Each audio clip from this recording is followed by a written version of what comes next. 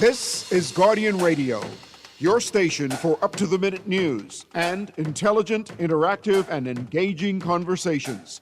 96.9 FM. The views and opinions of the hosts and guests are their own and do not necessarily reflect the views of the management and staff of Guardian Radio.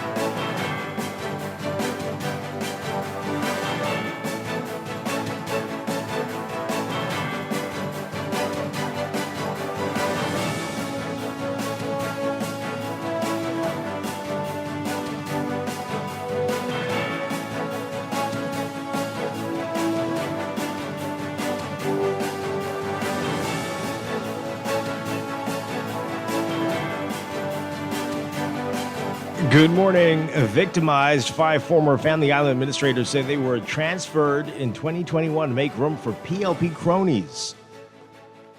Inaugural residents hit with water service disruption, and police making a $6.4 million marijuana bust. It's all straight ahead this morning. I'm Dwight Strachan, and this is Morning Blend. Wake up, it's a new day. Wake up, it's a new day.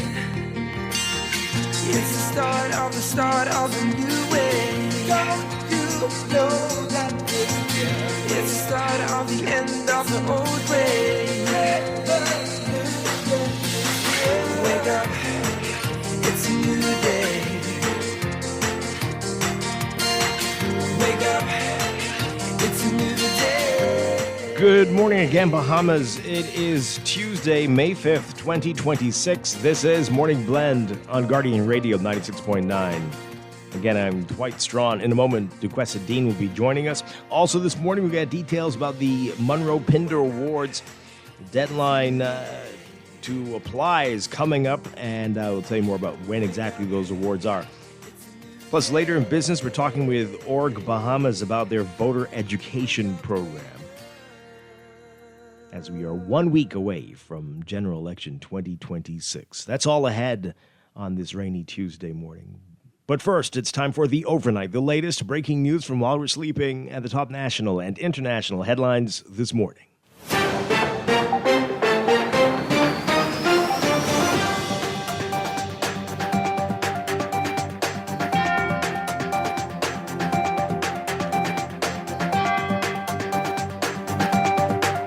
In the overnight, officials intercepting the Mars Bay Andros on Monday morning with $6.4 million worth of hydroponic marijuana on board.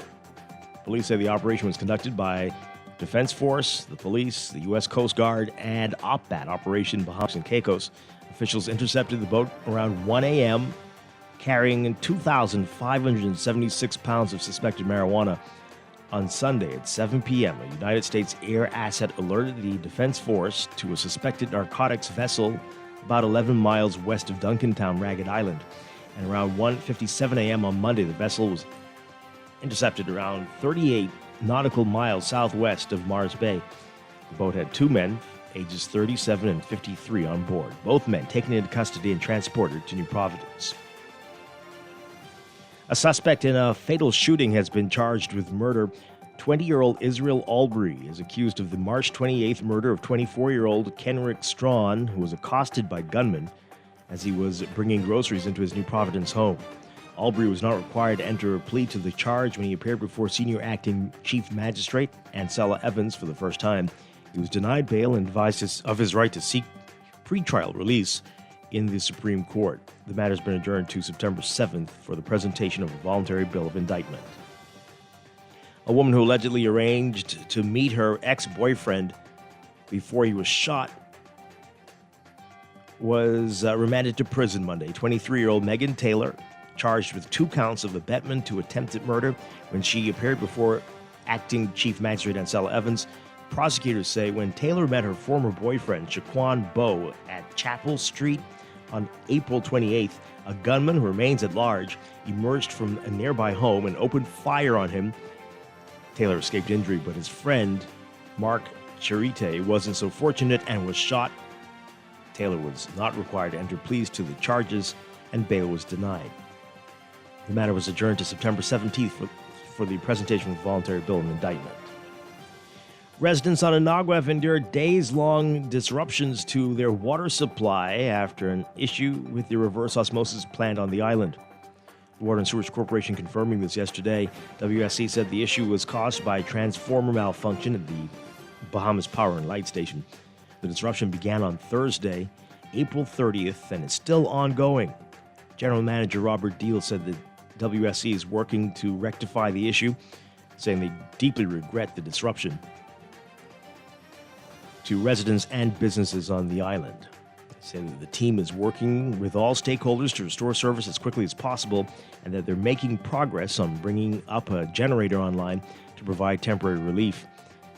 The corporation, again, apologized for the inconvenience.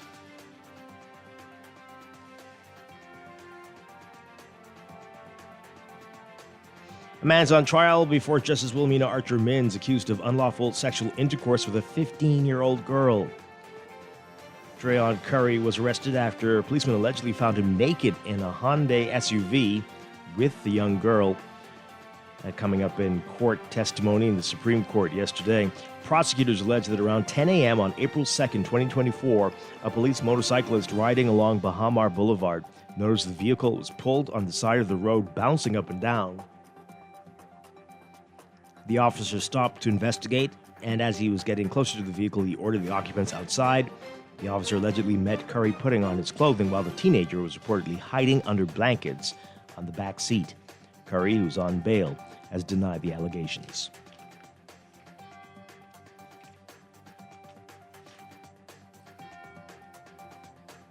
Overseas, the Iran war risking reigniting after the U.S. tried to force open the Strait of Hormuz for commercial shipping, though a ceasefire seemed to be holding today even after the UAE, the United Arab Emirates, said Iran fired missiles and drones at it. It's unclear what will follow after an American attempt to end Iran's stranglehold on the strait by creating an enhanced security area. A prominent Iranian official accused the U.S. of undermining regional security with the effort and warned that Iran will respond. The U.S. military said 2 American-flagged merchant ships successfully transited the strait on Monday and that it fired on Iranian forces, sinking 6 small boats that were targeting vessels. It remains to be seen if any more ships would cross today. Ship tracking data showed a Panamanian-flagged cruise oil tanker heading toward the center of the strait Tuesday morning after leaving an anchorage in the Persian Gulf, though it's unclear if it would try to pass through. The tanker had a destination of Singapore, according to the Marine Traffic Ship Tracking site.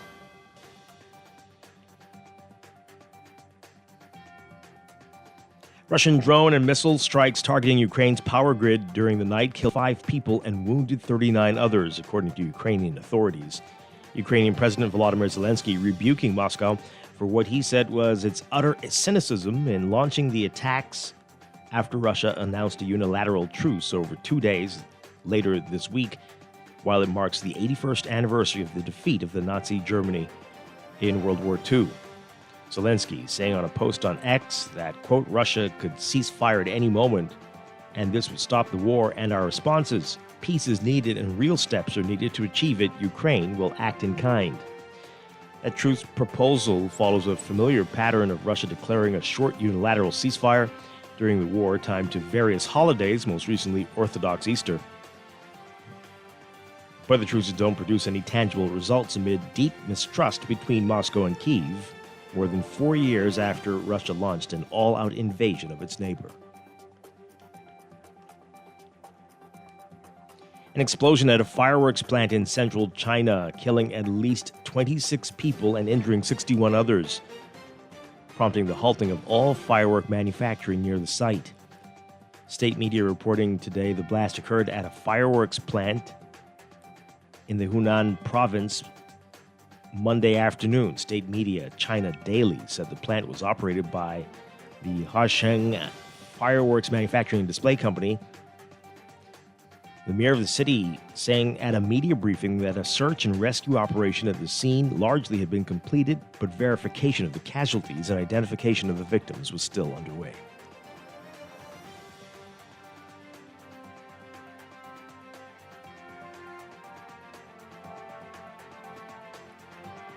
And Guyana telling the United Nations highest court Monday that 70% of its territory is at stake in an historic border dispute with Venezuela over a swath of jungle that is rich in resources. The International Court of Justice is holding a week of hearings between the South American neighbors claiming ownership of the Essequibo region, which is rich in gold, diamonds, timber, and other natural resources, and is located close to massive offshore oil deposits.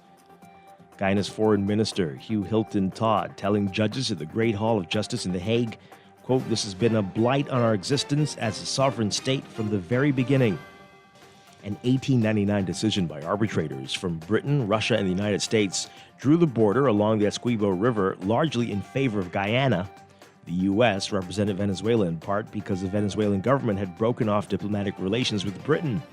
Venezuela contends the Americans and the Europeans conspired to cheat their country out of the land. Venezuela has considered Essequibo its own since the Spanish colonial period when the region was within its borders. The country argues a 1966 agreement to resolve the dispute effectively nullified the 19th century arbitration. After years of fruitless mediation, Guyana in 2018 asked ICJ judges to affirm the 1899 border decision. A member of Guyana's legal team calling Venezuela's arguments, quote, lengthy, pointlessly controversial, and confusing, and told judges that they are not new in any way and have already been rejected by the court.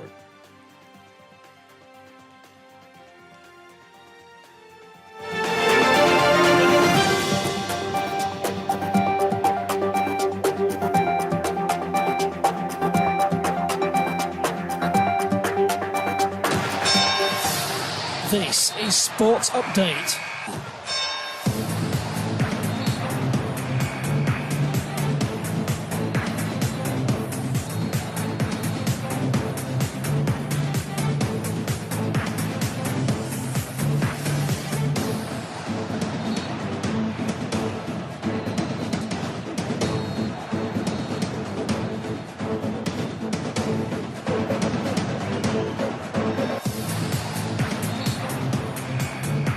In sports, Bahamian professional baseball player Jazz Chisholm Jr. and the New York Yankees continue to roll, winning their fourth game in a row and sweeping the Baltimore Orioles at Yankee Stadium in the Bronx. The Yankees won 12-1 Monday and continue to lead the standings in the American League of Major League Baseball. For Chisholm, he hit safely in each game of the four-game series against the Orioles, raising his batting average by 51 points over the last 2 weeks. Chisholm had a single and three at-bats and stole a base and scored 2 runs on Monday. The Knowles clan is synonymous with the sport of swimming in the Bahamas, and 3 generations of Knowles swimmers once again in action in Masters swimming, competing at the U.S. Masters Swimming 2026 Spring National Championships at the Aquatic Center in North Carolina over the weekend. Led by the patriarch of the clan, 95-year-old Percy Knowles, they returned with 7 medals. Percival Knowles competing in the 95 to 99 age group and won 3 medals, 1 gold and 2 silver. Son Andy Knowles, a veteran swimmer and swim coach, competed in the 70 to 74 age group, and Andy's wife Nancy Knowles competed in the 65 to 69 age group, and their daughter April Savage participated in the 40 to 44 age group. The older Knowles finished first in the men's 95 to 99 100 yards breast. And you can read more about how the others did. Congratulations to the Knowles family. Amazing stuff there. That's all in today's Guardian Sports section. From the NBA, Lots of playoff action last night. Anthony Edwards returning, and the Timberwolves overcoming a big game by Wemby to beat the Spurs 104-102 in Game 1 of their Western Conference semifinals. In the Eastern Conference, the New York Knicks destroying the Philadelphia 76ers 137-98 to start their second round semifinal series.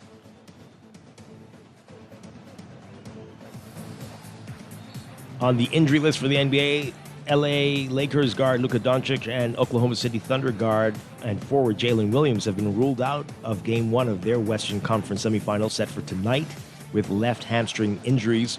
The teams notifying the league on the injury reports they turned in on Monday. Doncic was injured in Oklahoma City about a month ago and hasn't played since. Williams, a 2025 All-Star, missed the last 2 games of the first-round series against Phoenix with a left hamstring injury. The Thunder did not declare him ready for a return, saying Monday that only that Williams is progressing. And from hockey, the NHL, the Hurricanes topping the Flyers 3-2 to take a 2-0 lead in their second-round series in the NHL playoffs. That's sports, and that's the overnight. It's time for your first look at weather.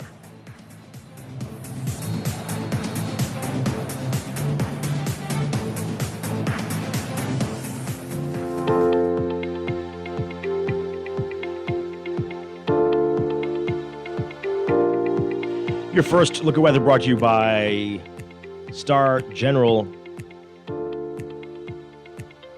So we've had another round of severe weather overnight, and a severe weather warning remains in effect for South Eleuthera and is now in effect for the Exuma Keys and Great Exuma. A severe weather warning has been discontinued for North Eleuthera. The new warning's in effect until 8:35 a.m. As of 6:30 a.m., the Department of Meteorology says your lightning detection, observation radar, and satellite imagery depicting a cluster of showers and embedded thunderstorms moving eastwards across these areas. And these showers and thunderstorms associated with the frontal boundary. Thunderstorms likely to be heavy and strong to severe at times, causing gusty winds, dangerous lightning, heavy downpours, possible hail, waterspout and tornadic activity, localized flooding also possible during these storms.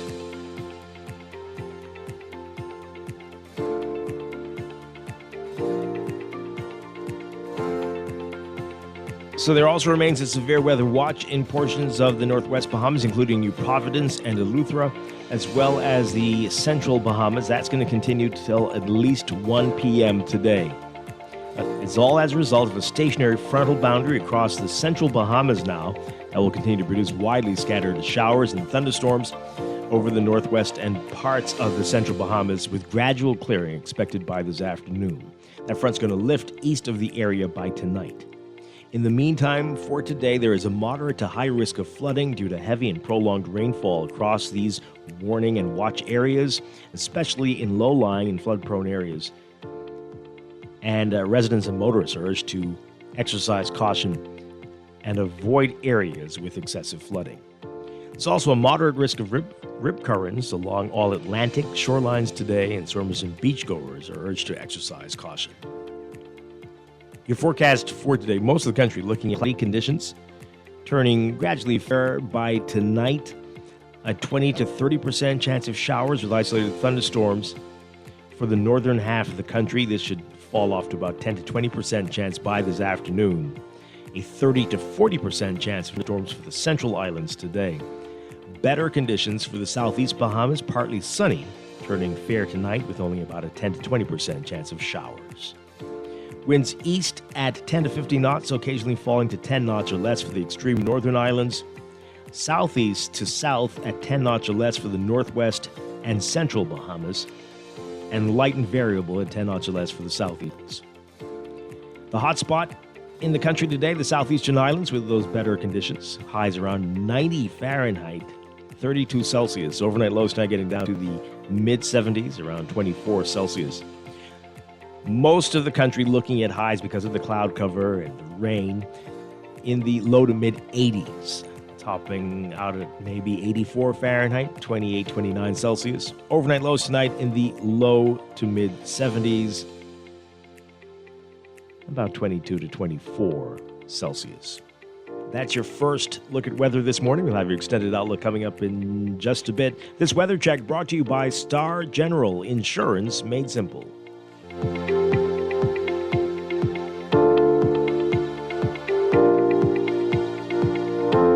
Wake up, it's a new day. Wake up, it's a new day. It's the start of a new way. Don't you know that It is time for a break, but when we come back, we're discussing the day's top stories right here on Morning Blend on Guardian Radio 96.9, your home for fresh news and smart talk all day. wake up, it's a new day.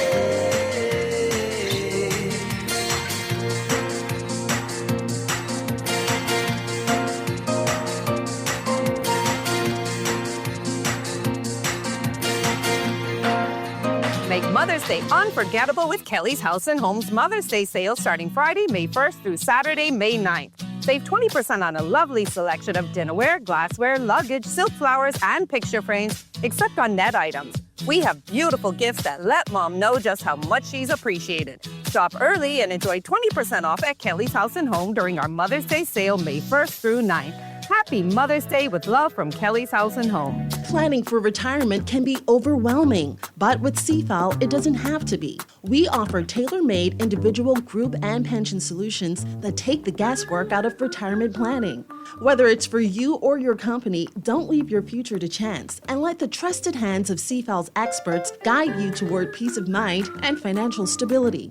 Low upfront costs and affordable monthly payments make it easy for you to build wealth so you can live well. Visit us at cfal.com to start on your path toward financial freedom.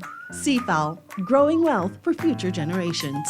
Is a proud sponsor of Team Bahamas for the 2026 Carifta Games. Looking to elevate your gadget game or a tech trouble simply slowing you down? Escape to a world of innovation at Custom Computers, your go-to store for the latest cutting-edge tech. Whether you need to upgrade your life with the best from Apple and Windows or your device needs a little TLC, the Custom Computers Know-How Store is the destination for unbeatable expertise and quality repairs. With two convenient locations, there's a Custom Computers near you on Patton Street in Palmdale and Caves Village, or call 396-1100. 5 years, we struggle as they rule. Our economy in ruins. Job prospects dried up.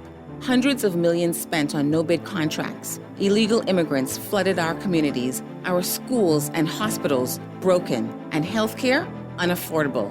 Now they want 5 more years. If they get it, our future, our Bahamas, is gone. Under the F&M, that changes because they know their job is to work for you, not the few. Every job I've had, I've learned something invaluable. When I was in construction, I was look for the screws and the nails in the dirt because your job could be held up. One of the sayings was, if you have time to lean, you have time to clean. You are always on the clock.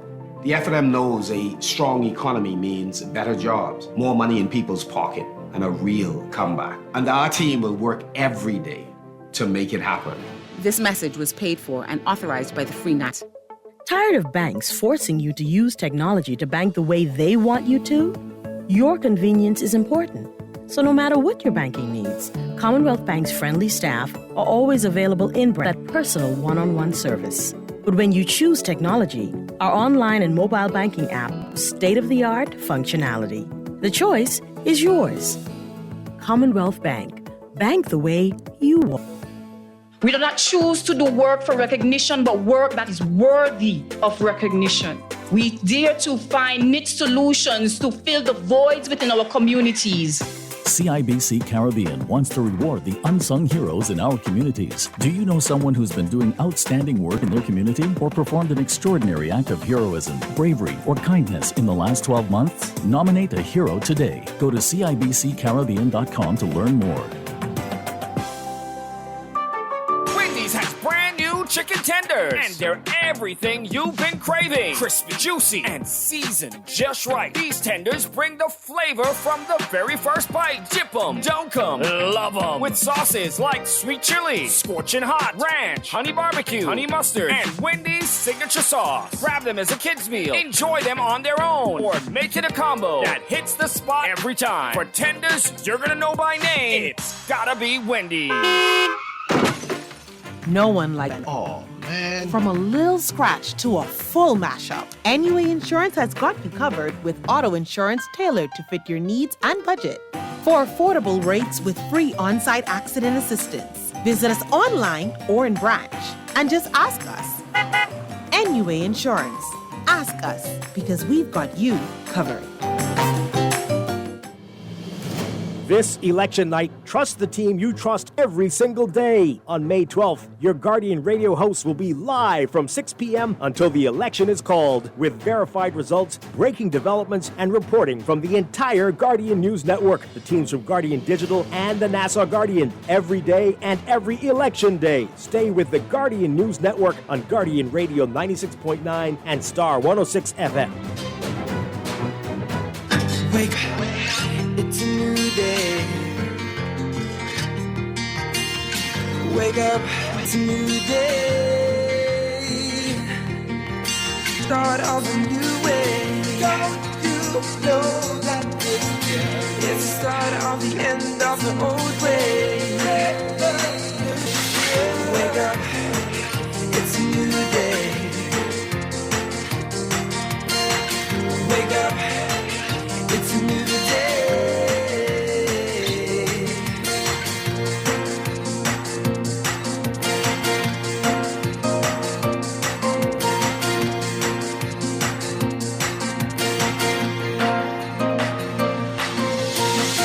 Wake up, it's a new day. Wake up, it's a new day. Wake up, wake up. Welcome back to Morning Blend on Guardian Radio 96.9. We are streaming live on GuardianTalkRadio.com, Guardian Radio app for smart devices. We're also on your televisions on Cable Bahamas, Channel 969, and BTC Flow, Channel 612. You can tweet us at Morning Blend 969 or Facebook.com/Morning Blend 969. Text us 422-4796. Standard text rate supply. Once again, I'm Dwight Strachan. Joining me now, Duquesa Dean. Dwight, good morning, Bahamas. Good morning. Great to have you with us as always. Good to be here today on this beautiful rainy Tuesday. Be careful out there on the street. Oh, my goodness. It's, a lot of flooded streets out there. Already. Yeah. Be very careful. We've got a few more hours of this before things clear up a bit. But, great to have you. Good to see you. It's been a few weeks. Yeah, it's good to see you. Hey, we got a lot to talk about, a lot going on. The Monroe Pinder Awards, we're going to get details about that. The deadline to apply coming up in a few days. Find out more about that and what to expect in June when the awards are held. And it's on 1 week to go to General Election Day. The atmosphere is crazy. Crazy, intense. Yeah. All kinds of adjectives can be used. But voter education still appears to be needed. And Org Bahamas, Organization for Responsible Governance, has a voter education program. They're going to tell us about that, where they feel there needs to be bolstered education and what can be done about it. We're going to find out from them today. That's coming up. That's all ahead on this wet Tuesday. But right now, let's talk about what else is in the news.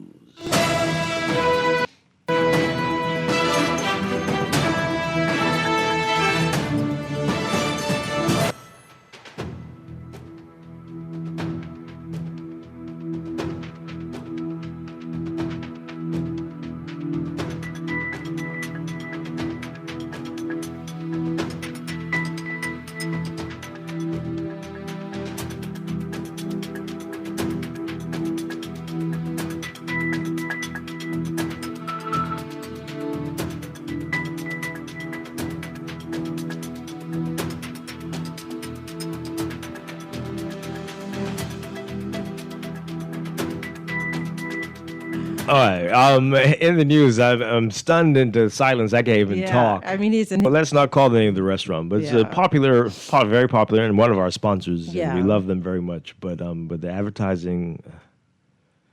Yeah. Oh boy, this is where we are now in 2026. Yes, it is. A 2-piece meal deal with fries and a drink for $9.85. Yeah. That's where we are. Did you think fast food was cheap? But this is. I still remember when it was $2.99. Really? I don't think I remember it being less than $5.50. So that means you never used to eat it. That's what that means. Producer, you remember that, right? $2.99, and then I was in college when it went up. I was at COB when it went up to $3.20 something, and we were freaking out because we were in college. Yeah. But we were at $9.90. Okay, wow, wow. Yeah. So imagine a family of 6, $30 easy. Yeah. Okay. All right. You might have heard the commercial during the break, but Guardian Radio and our sister station, Star FM, are going to be your spot for election night coverage. You listen to us every day. Right. So why not stay with us on election night, the team that you trust every single day? All the hosts are going to be here, joined by some of the weekend and weeknight hosts as well. They're going to be some of us in the studio, some of us out in the field, and so don't worry, don't listen to those other folks with the pundits you don't know who come out of nowhere and they're on that night and talking foolishness. Right, join us. Us, yes. Tuesday night, next week Tuesday, your only place to be. All of us don't share the same views, and you will have all of those views all together. Yeah, Will the that's gonna be studio very interesting. survive? You can listen and watch on our social media platforms and on our website and our apps, GuardianTalkRadio.com, next week, Tuesday. All right. So this is my daily question. So, Mr. Producer, you can let me know. Have we learned anything yet about the police-involved shooting, the second police-involved shooting? Nothing? No. The one involving the Bahamian who was murdered, killed by the off-duty officer, not an American. No. And nothing? No. I haven't heard of no update on the officer who was allegedly attacked with a cutlass, No. which caused him to draw his weapon and kill a man? No? I haven't. No update on his condition? Is he still working? Is he suspended? Is he on half pay? Where's the investigation? Anything? Did this really happen? Was it a dream? Nothing? Nothing. Nothing from the police? Nothing from the national security? I haven't seen anything. Nothing. Nobody cares. Because it's a Bahamian, nobody cares. Is that what we're to believe? Yes. Oh, okay. Sorry for the delay. This is Sorry wild. for the delay. I mean, what are going to be the fallouts? There are no fallouts. There is no pressure. I mean, it seems like I'm the only crazy person talking about it. Sane person. But yeah. Well. Yeah. So seriously, and everybody's fine with this? Like, yeah, well, No, they just moved on to the next thing, Dwight. Why would they do that? Because this could easily happen to one of us. Because something's always happening. Like, something's always happening. Not even to say the investigation is progressing. I mean, they're still investigating the officer who asked the tourist to pull to the side of the building from a little something, right? That one was caught live on, well, not live, but on video. But they're still investigating that. How long has that been? Anything about that? Yeah. Wow. So about a year from now, what's going to happen is you'll see like somebody charged, or you'll see. Oh, really? Yeah, like because I'm not convinced. I don't believe investigation. it. So well, I don't think that's I'm not sure about that one. It's an ongoing. You cannot talk about ongoing investigations, Dwight. I doubt someone's going to be charged. I mean, I really just want to. You're very optimistic. Yeah, I just really want to support the police. So I'm going to say I do too. That it's an ongoing investigation, and they can't say anything about it because it might jeopardize the investigation. No. That's the longest shot I have. That's not the right answer. They might try that now that you gave them the idea. Yeah. But that's not acceptable. But I mean, the police liaison officer, if that's his or her role, have they in the past always provided updates on if they're asked. Okay, it's we're not getting it. voluntary. Like, Well, here we they are will with volunteer this. what they want to volunteer. That's always how it's been. But this is unusual. This is very unusual. Again, it's not a secret. People have told me who the officer is and the name, but they have never called his name. Wow. They've never said that the injury was not life-threatening. They've never said it. Are you sure he's not, like, are you sure he's working? I don't know anything. But this is very strange, and I am a little dismayed by the silence of most of the people in the country. And I mean, considering we've been speaking about it for weeks, that's more than a hint. Like, you know. Very odd. Okay, but anyway, I'll keep saying it until, like I say, they deal with me. You perhaps they're too busy doing what I saw yesterday in the 4 o'clock, nearly 5 o'clock rush hour. And it was really, really bad yesterday. Anybody know why there was so much traffic yesterday? Anyway, but I heard the motorcycle cops, and I'm like, what's going on here? And I look in the rearview mirrors, and he's leading a convoy of new vehicles to the usual suspect lot on the highway, where and there's 10 of them. We were all we're on the highway, made to drive up on the sidewalks and pull over Why is it into so the urgent ditches. to take them to the lot? 5 o'clock rush hour to get this convoy of new vehicles where they needed to go. And two outriders making sure they got where That's they were not going. an emergency. No, seriously.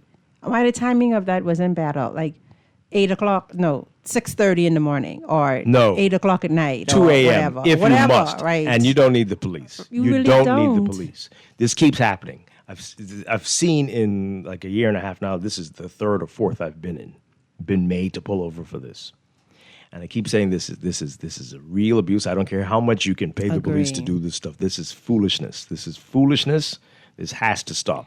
Everywhere else, you get a big stupid truck and they can load the new vehicles on them and you take them where they need to go. Exactly. And I've said it before, this is a great opportunity. I don't want to get in this business, but this is a great opportunity for somebody out there, an entrepreneur. See if you can find one of those trucks, get one of those, bring them in, and offer your services to these new car dealers so they can take their cars from the dock, from the port to the dealership instead of driving them through the streets. That's an option, Dwight. However, I think we have to dig a little bit deeper, because where are these cars going to fit on this island? That's a whole other show. So that's what I'm saying. Like, why bring more cars? Right. Like, you People can are buying walk them. faster than now. You can literally walk faster than on driving. a day like today, you'll drown. Right. Because of the flooding and the people who will speed by and completely...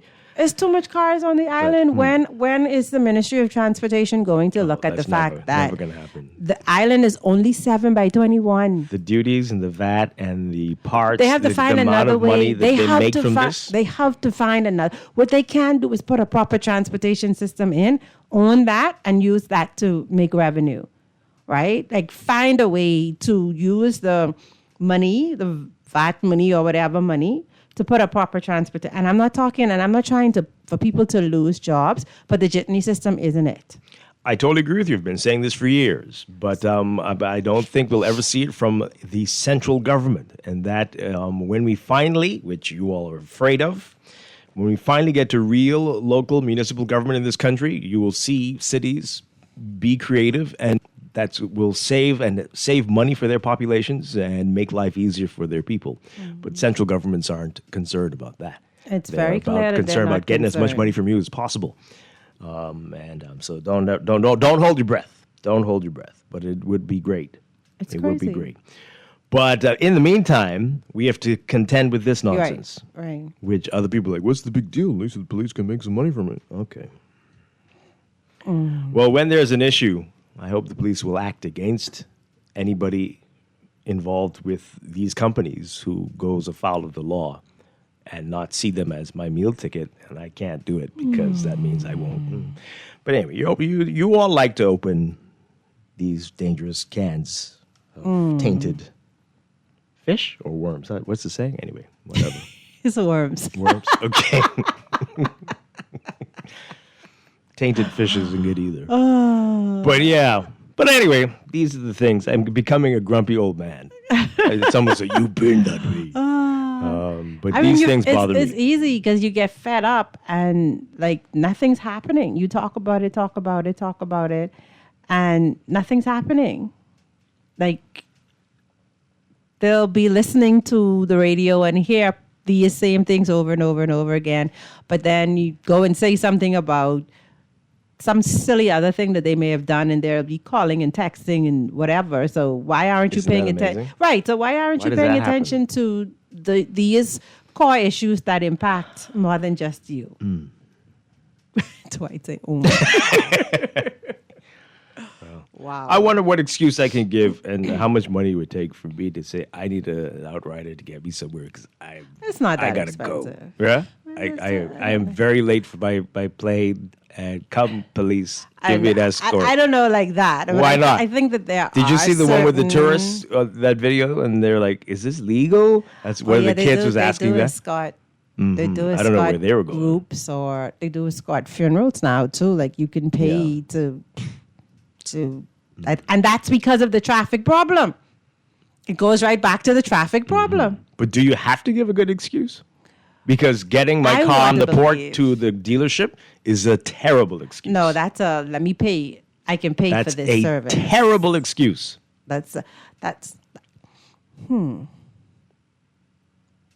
No, it's. I'm going to try it. I'm going to find out how much it is and say, I need to go to a party and I don't want to be late. Can I get the police to escort me, I don't please? know about a party, Dwight. I'm paying. What's the problem? I don't know, but I think I'm the guest of honor at the party. No, I don't think it's It's for my birthday. Like that. My anniversary. Okay, so we're the tourists. It's so what's the deal with the cars? Well, it's a business. It's a business. Yeah, I'm celebrating the anniversary of Guardian Radio. I need to get there on time because I have to give a speech. They might do that. They might. You might get that one. You might get that one. You talk about us on that show. We're not doing that for you. You might get that one. Yeah, but I don't think it's just random. I think there's a process that you should follow. I don't know if everybody follows it, but Text messages coming. The person says anybody can get a police escort. $250. That's Whoa. Just $250. Boy. Okay. Interesting. I gotta verify that. Yes, they had 2 sets of police escorts in the height of traffic yesterday. But these companies can go and get one day insurances, and the workers can just drive the cars and won't need the police outriders. I'm telling you, get that truck. There are you other can load alternatives. Up. Correct. You can get at least 10 They on the can truck. buy the truck. They can share it. The dealers can share it. They can. Somebody can Yeah. offer the services. It's a great opportunity. This is insane. And someone's going to get hurt. Yeah. Somebody's going to get hurt. That's what y'all are waiting for, obviously. Anybody can. Yeah, it happens all the time. Check the back books. What's the back books? That sounds scary. Let your guests know the small car idiots are crashing cars every hour on the hour. What does that have to do with anything? Mm-hmm. What does that mean? Oh, I don't know what that means. All right. Maybe that's just a way for Buddy to show the public that his new vehicles are here and ready for sale. The plain land. You could also put up a post on social media. It's like exert his influence or to demonstrate, the long. Oh, you all know who I'm talking about. How you know it's a him? Yeah, everybody knows. Everybody knows. Everybody's just cool. Everybody's just fine with it. Yeah, whatever. That's how it goes. You're just jealous. You're just jealous you don't have a car dealership. Yeah. Okay. Let's take this call. We're just going to take up the whole show. We got to move on. Caller, good morning. You're on the air. Hello. Hi. Something's wrong with your phone there. I don't know if you got water in the line or something. Are you there? You might need to call us back. We're having an issue with that line. Can't hear you properly. All right. The texture says it developed the Family Island so that people can leave New Providence in droves. There'd be fewer cars here as a result. That sounds all well and good. Who will do it? And I'm all for it. What did they say? Develop the Family Island so that people will be. Please. Yeah, but that's us. That's us, right? Please. And again, the way that happens is if we decentralize and allow these things to happen with the people who are there and not so much oversight from the central government. I would so live on a family island. I really would. If what? If there were proper medical facilities. Oh, that's okay. Yeah. I so would. Like, I don't want to, not if you have to use truck lights to let the emergency plane land, or if there's something simple and you have to catch an emergency flight to come to Nassau because you don't have the resources. No. That's another challenge in our country. I want a modern city on another island. I would move. Yeah. I would move. Yeah.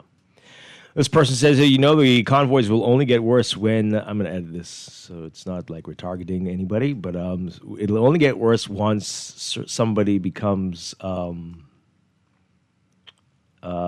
legislator. Let's put it like that. Okay. I hear you. I hear you.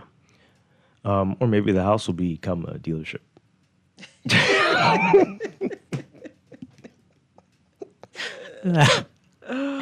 You just come in there. One time. Yeah. One time. That might actually be kind of cool. Yeah. That would be kind of cool.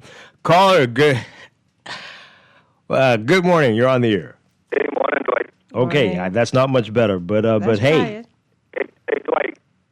I didn't listen to your thing of yesterday, right? I just tried to find Okay, it might be this line. I don't know. Try another number. Although you did one before. Hey, it might be your phone. We can't hear you. You sound like you're under the water. But try 325-4316. And then if that one doesn't work, we know it's you. This person says, hey, yeah, miserable, grumpy, curmudgeonly old man Dwight. LOL. I love that. I'll take it that the LOL means you don't agree. This texter says here it's actually $330 per cyclist. Per cyclist? Oh, plus that? 300 and what? What? And has to be approved by the commissioner. It's supposed to be. Let's say suppose. $330 per cyclist. Well. Yeah. Well. What's that? What's $330? Well, not for you and me, maybe, person, but right? other people. Same time that you're trying to find out about the what's going on with the off-duty officer in the shooting, can you find out about the young man who was shot in Mount Pleasant Village? They found a handgun on the side of him on the ground. It seems like our entire leadership regime across the country is dominated by empty suits. I understand that the voter data breach app has been taken down. I don't know if it was a breach.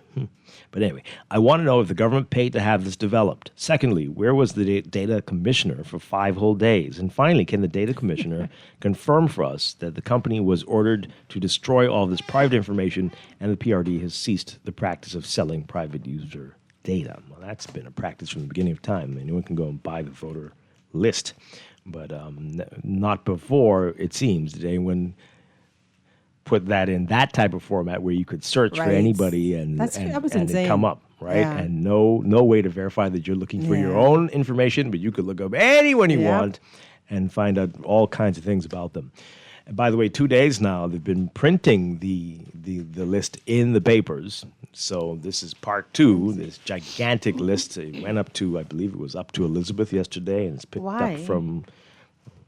That's how it's always been. I mean, do we know why they do these things? Right, I don't know, but that's just how it's been. This clearly will have to go into part 3. I think it stops at North. Wow. Yeah, it looks like it stops at N. So the other constituencies will probably be tomorrow. So, but yeah.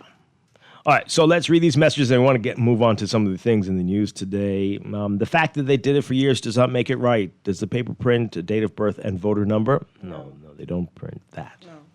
Yeah. So it was, that site was doing year of birth and voter card number, which is too much, and all your middle names, or at least all your middle initials. Yeah. This person says here, is that the caller back? Yeah, let's try it. Let's see if this one works. Hi, caller. Good morning. You're on. Hello. Hi. Morning, Dwight. I'd just like to bring something to your attention and also the public's attention. I took part in the early voting the other day, and I presented my biometric voter's card. And when we went in, the lady at the door called name and everything off. But then I went further in, did my thing in the ink, and got to another lady. She leaned over to one of her colleagues and said, I told y'all I wasn't taking these, But she took the card anyhow. So I just wanted to find out whether the card is legal, not legal, because these things are supposed to be passed into law. Somebody, when you went to vote on advance poll day, said that they weren't taking the biometric card? That's what you said? Yes. She took it. But she told one of her colleagues that I told y'all I wasn't taking these. What she mean she told? She So wanted she didn't know and said, you all doing this. I told y'all I wasn't taking these. Okay. But then she saw the look on my face. She took it anyhow. So I just wanted to let the public know that, and also have the parliamentary people maybe make a statement with regards to these cards. But they can't see, someone just taking it at liberty to themselves, deciding what to do. That's insane. It is insane. Wow. All right, so I'm going to give her the benefit of the doubt, although I have no reason to, but to say that maybe you misunderstood her and she was talking about something else? No, they ain't no misunderstanding. Okay. There ain't no misunderstanding. Wow. When this card came in front of this lady, she said she leaned over to one of her colleagues and said, I told her I wasn't taking these. Mm-hmm. Maybe they wanted somebody else to deal with the biometric Right, card maybe and she not meant, her. I'm not No, doing it. that ain't, no. We are really trying our best to say. I know, you all know? I've been there. I faced this. Oh, I faced this. would you mind saying which constituency this was? And This was Elizabeth. Oh, wow. Elizabeth. could this be the person who your member of parliament was carrying on about? I wonder. Well, I know, but I was in Port Division number 7. Interesting. So that should give you whoever in charge of this department an idea who it was. Wow. Well, if it is the same person, well, then we understand why the minister got so upset. My thing was from A to L. The door I had to go in had from A to L. Wow.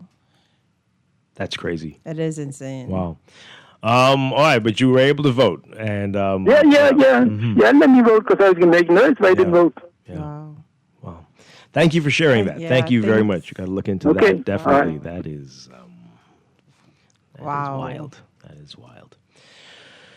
Wow. Okay. Hey, some text messages here. This person says here, all that we need to do is go on the Commissioner of Police's Facebook page and the question. Oh, boy. Oh. Well, Wow. okay. Would that be called harassment? Oh, well. What happened to the officer that was allegedly hit with a cutlass? At least ask that question at least 5 times a day, every Bahamian.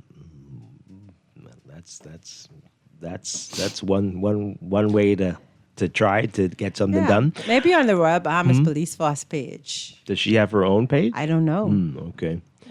Wow. Well, you're just going to get a bunch of people blocked and reported to Facebook. Arrested for harassment. Arrested for Maybe harassment. That too. Boy.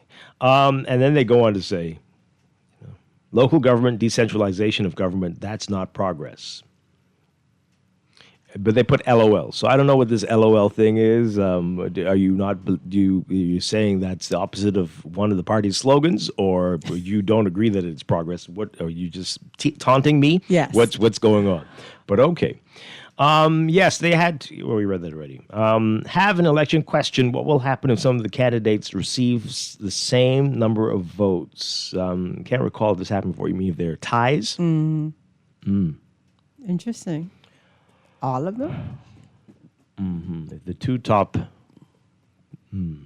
All of I don't. I'm sure there is an answer to the question. Maybe there's a runoff. They fight to the. That's not a literal fight. No, I do mean that. They step into a ring and box it out. Not a literal fight, please. No.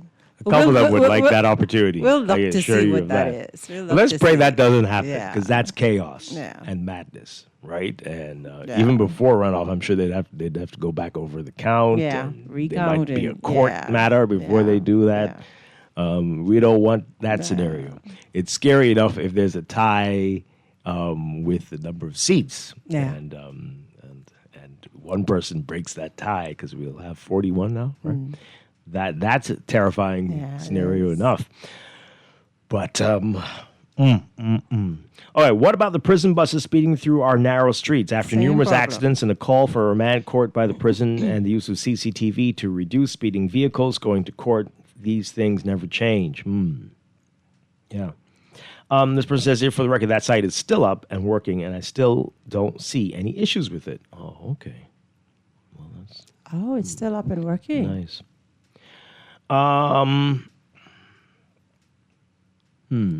I don't know what this text is about.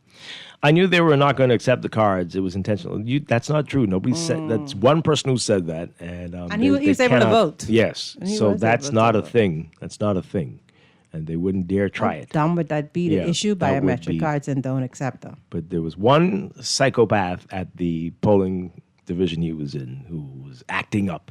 It seems, but that does not mean they're not accepting it. And as he told you, he was able to vote. Yeah. That website allowed an Eastern European in his pajamas in his bedroom to pull down all the data of the entire electoral population of the Bahamas. It'll probably be available later for sale on the dark web. To do what with? You don't want to know. Wow. You don't want to know. I probably don't.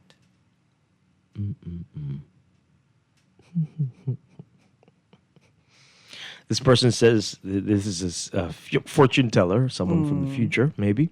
They say they see it as going to be 2020 with Lincoln as the tiebreaker. That person is really being sarcastic or trying to. Which part is the sarcastic? Which part? Lincoln, first and foremost? That's that's an which interesting. Lincoln? Well, that's you're right. I'm sure they mean. I know, right? I'm sure they mean Bain, but Yeah. that's you're sharp today, DeQuesta. That's right. I forgot. There are multiple Lincolns. Any Cadillacs? In this in this election. I told some people before. This is like a year ago.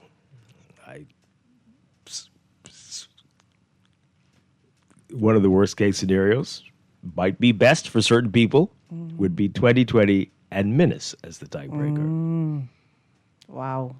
And what shenanigans would ensue if that were to come to be. Interesting. Very interesting. That could go only two ways. That could go only two. Really, only one. Do we really believe it's going to be that like You never whiteout know. type You never know. situation? Wow. This is. But let's not put ideas in people's heads. Yeah. This person's asking, is the commissioner under a gag order? Well, okay. Nobody's talking about this. Nobody's talking, which is very strange. This one will be just like the break-in at the air freight. Hey, remember that? And if you think hard, you know why. I don't know why. But it's just like that. No one talked about that after it happened, right? Where was the break-in? The customs warehouse by the airport. That was last year. Really? They barely told us about it. People called in to say something was going on, and the news teams investigated, and they said, "Oh yeah, sure, yeah, something." And they never said what was taken. They never said the recourse. They never said what this will mean. Nothing was said. Just y'all carry on smartly. That shooting never happened, Dwight. I think you, myself, and everyone who follows the news is just going crazy. Yeah, I've seen this in a movie before. They sprayed some gas on the plane flew over and doused and a few people were immune, maybe. And and I remember something. No, stop it.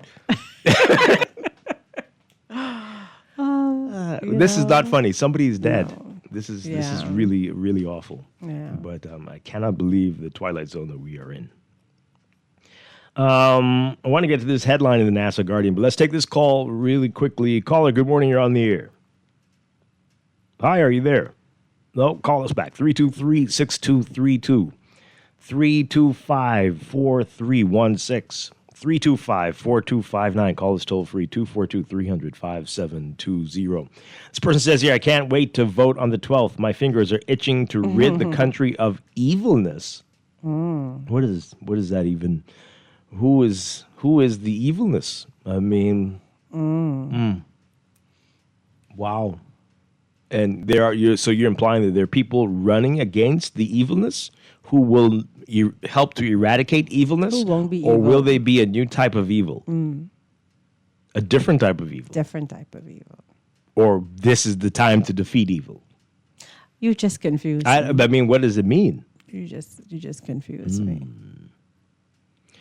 You all know Minnis would join the PLP if that happens. No, I don't know that. I think he would join the party that would allow him to be the prime minister.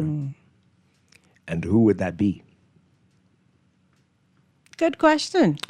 That's what he would do. Good question. No speaker, no nothing. I need to be the prime minister. Anybody who's in the tiebreaker position would negotiate like that. Bargain, yeah. And so that's why you need to be very careful with who you elect, because they may be the tiebreaker and might want to become the prime minister. And that would be very interesting. Okay.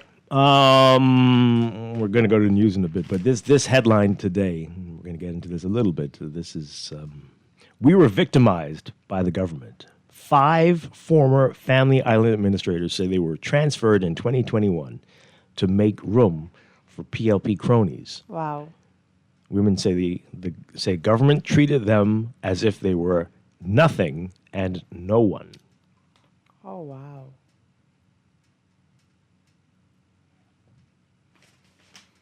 We'll get back to that in a bit. Let's take these calls as we get ready to go to the news. Caller, good morning. You're on the air. Hi, are you there? Good morning. You're live on the air. Good morning. Yes, there can be an outcome in the general election results where no party gets greater than 50%, and say a 20 to 19 to 2 breakdown, and then there'll be negotiations for the party that forms the government to pass policy, right? That's possible, right? Thank you. Yeah, that's what we're saying. Okay, let's take this other call. Good morning. You're on the air. How you doing? Doing well. Yeah, just want to bring some attention, y'all, to educated people. Y'all know what evil is. It's the teeth in PLP. Wow, okay, that's a lot. Ah, boy.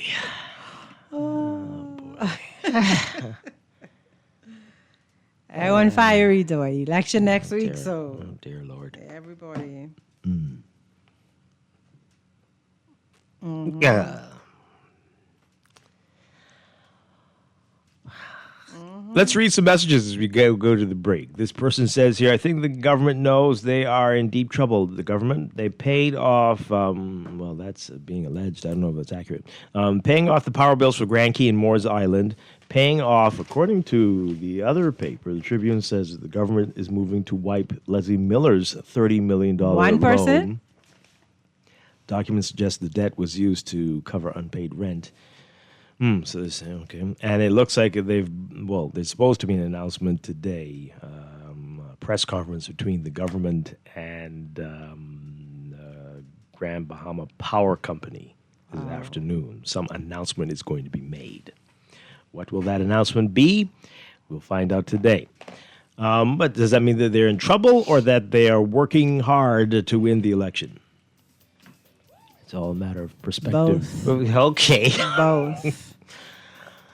It's both. Okay. We're going to dive into this lead story in the NASA Guardian when we get back after the news.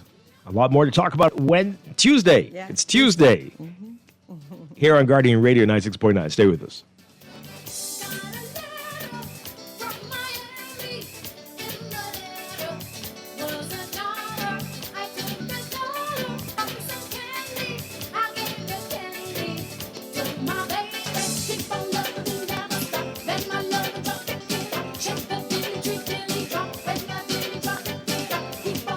This is Guardian Radio 96.9 FM, streaming on GuardianTalkRadio.com and the Guardian Radio app, Nassau, Bahamas.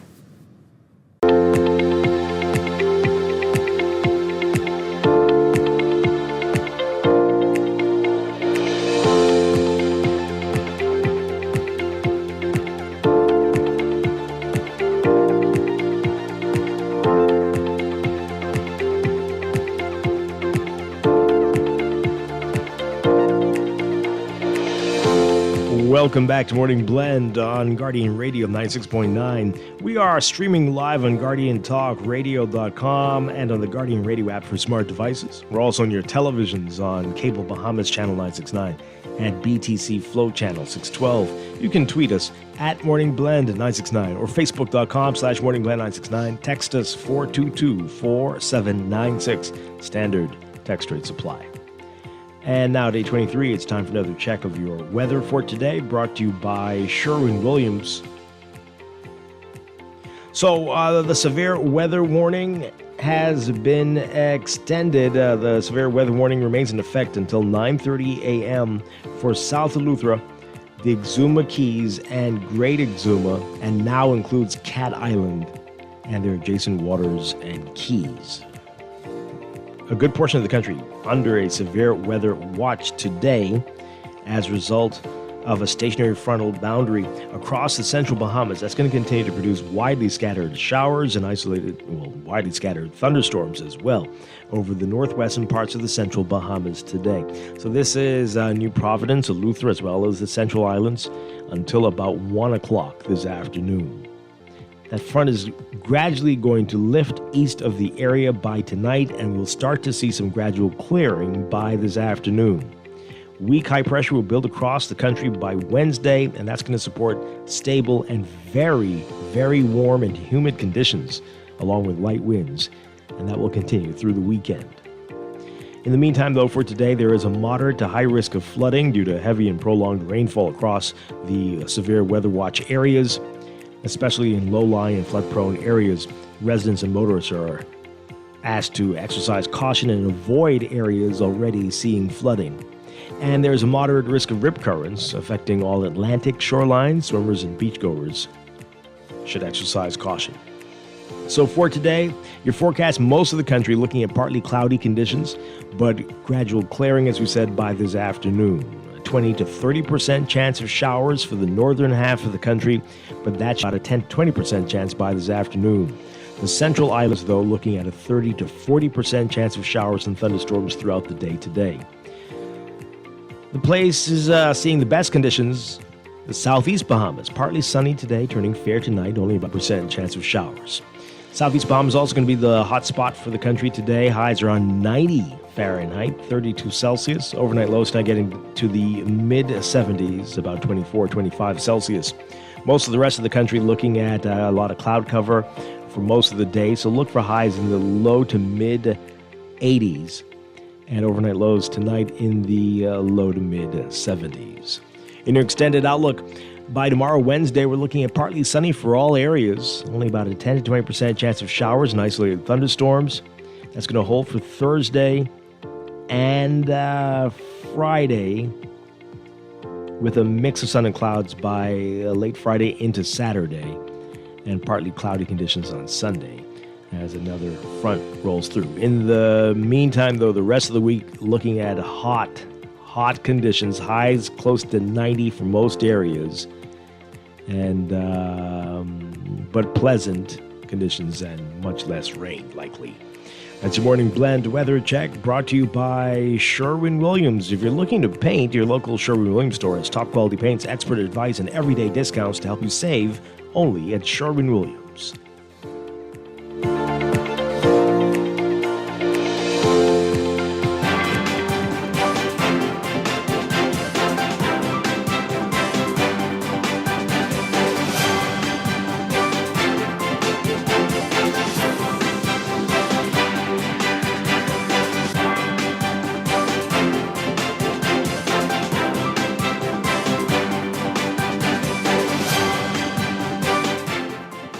And 8:26, time for a check of traffic, brought to you by NUA Insurance. Agents and brokers, a lot of the streets are wet, folks, so keep that in mind. Some flooding in some areas, and that's going to result in possible delays.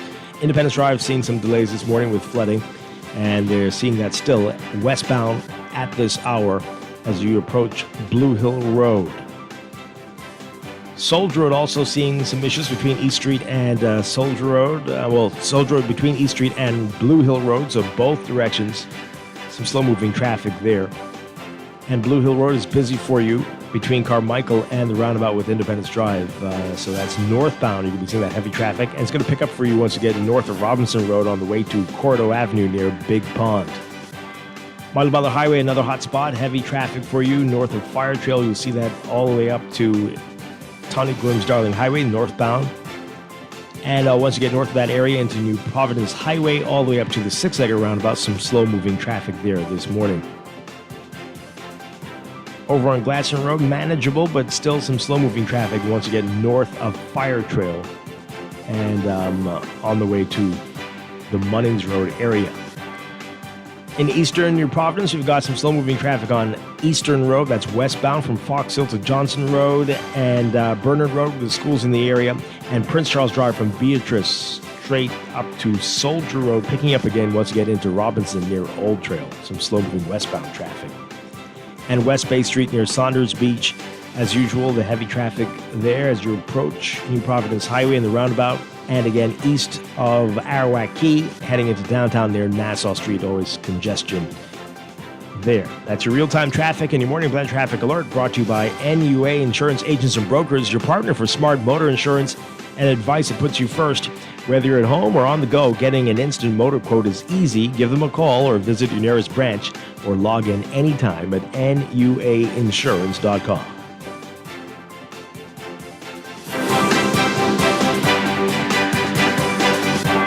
This is Guardian Radio 96.9 FM.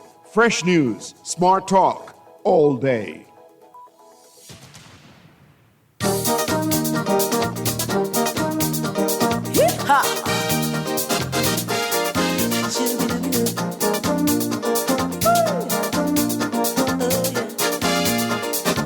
Guess what? I'm in a state of ecstasy. I'm happy as can be. This must be the greatest thing in life, to have you here with me. I've been waiting for a long, long time. I can't believe it's true. It's good to be here by your side and dance along with you. Some people never will understand why I'm bursting with pride. All I know is I'm glad you're mine. My feelings can't hide. I can't sit down and I'm spinning round, honey. Oh, look what you do to me. I'm in the mood and We are back with Morning Blend on the Guardian Radio 96.9. Dwight Strong along with Duquesa Dean on this Tuesday morning. Coming up in a few minutes, we're going to get details about the upcoming Monroe Pinder Awards. We'll find out more about that. And then later in business, we're talking with Org Bahamas about their voter education program as they're encouraging folks to get out to vote 1 week from today, General Election Day. Yes. 7 days to go. Wow. Wow. It came by really quickly. Yeah. All right, so really quickly, we want to get through this story, the lead story in the Nassau Guardian today. We were victimized by government. 5 former Family Island administrators say they were transferred in 2021 to make room for PLP cronies. Rachel Scott writing about it. So Loretta Marshall, one of 5 former Family Island administrators who were wrongfully demoted after the PLP won the September 2021 election, said Kevin Simmons, an advisor in the Office of the Prime Minister, told Prime Minister Philip Davis her removal was justified and noted that she had gone contrary. That's a quote. Gone contrary as the daughter of a staunch party supporter. What? Which party? But it didn't matter. But anyway, okay. In February, Supreme Court Justice Carla Card Stubbs found the administrators, who along with Marshall included Aramentha Newman, Elizabeth Cawley, Ernestine Fernander, and Carletta Turnquest, were unlawfully transferred from their posts within the Ministry of Agriculture, Marine Resources, and Family Island Affairs to other government ministries. The claimants were all issued letters of redeployment between November and December 2021, requiring them to immediately report to their previous posts in various government ministries, where the women said they had no defined roles or duties. The former administrators said they believed they were victimized and their careers sabotaged for having not been perceived as PLP supporters. The Attorney General is listed as the defendant in the matter. In an affidavit filed on April 21st, 2026, outlining the losses they incurred, or that she incurred, as a result of the action, Marshall said she had been serving as the administrator for North Andros before she was suddenly redeployed to the Ministry of Education. In the months that followed, she reached out to Davis, Prime Minister Davis, seeking his intervention as she had become concerned that she and her colleagues were being victimized. In an email to the Prime Minister, Marshall pointed to her recently deceased father, Bishop Bruce Farrington's long-standing commitment to the party. Oh, so it is the PLP too. Okay.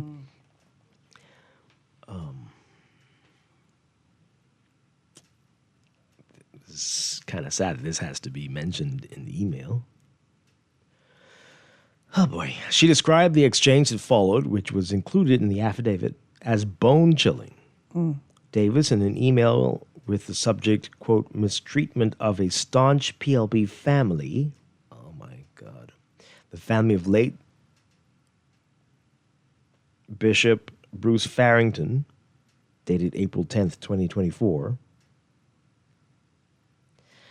replied to Marshall's concerns, noting he would copy Simmons and Jerome Fitzgerald, a former PLP parliamentarian who has been serving as a senior policy advisor in the OPM and head of the Prime Minister's delivery unit. A day later, Simmons replied to Davis, asserting that Marshall's transfer was the correct decision, as he noted that she had not personally supported the party. Oh. But did she do her role? Does that matter? No, I mean, apparently not. Did she perform in the role that she was assigned? Your role is to be a party supporter. No, apparently, administrator. No, maybe not. Wow. Okay. This is going to make me ill today. I don't know if I can read this. So Simmons wrote, quote, PM, having made inquiry into the removal of her as an administrator, I'm satisfied that the correct decision was made. Further, I noted in the email the contribution and support of Bishop and the family, but not her. It is unfortunate that a greater presence of party leadership was not at the funeral. What? Like many others, one cannot go contrary and, when convenient, rely on family ties. What? Please, let's exercise caution in how we proceed with her. Oh, this is how business is handled. This is how business is very telling. Politics. Wow. Marshall said she referenced her father in her email to Prime Minister Davis to serve as a reminder of the party's values, which had been described to her by her family as fairness, justice, and equality.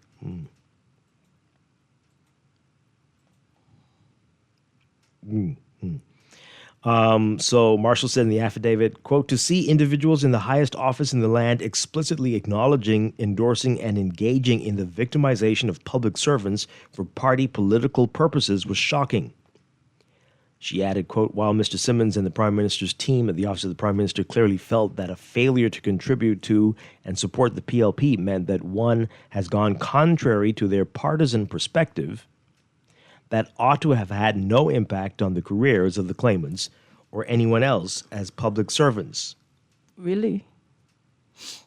My alleged failure to be a contributor and supporter of the PLP does not mean that the correct decision was made as a matter of law, as the court has confirmed by its judgment herein. However, it does demonstrate that the decision that was made by the defendant, the subject of this action, was based upon improper political considerations. Marshall said she discharged her duties as a public servant and as a Family Island administrator with honesty, integrity, and fidelity. But she said Prime Minister Davis ultimately endorsed the victimization of her and her colleagues. Marshall said, quote, I wanted a meeting with the Prime Minister to seek his intervention as I believed we were being victimized by his administration for political purposes or reasons. And I could not believe he would knowingly countenance that once alerted. Sadly, Mr. Simmons, by his email, confirmed my worst suspicions about the reason for the defendant's unlawful treatment of my colleagues and myself, I guess. Despite having been alerted to the defendant's unlawful conduct complained of in this matter, the Prime Minister did nothing. Instead, he endorsed the partisan political reasoning for victimization advocated for by Mr. Simmons. Marshall said that upon reporting to the Ministry of Education after being suddenly uprooted, she had no clear role or meaningful responsibilities. Saying, quote, I was relegated to taking minutes. And assigned the title of administrative officer. A stark, distressing, and severely diminished contrast to my previous responsibilities and official standing as a duly appointed Family Island administrator. A 34 public service veteran with a bachelor's degree in education and a master's in human resource management, Marshall said her career was sabotaged without cause and that she was, quote, tossed aside to make room for political cronies.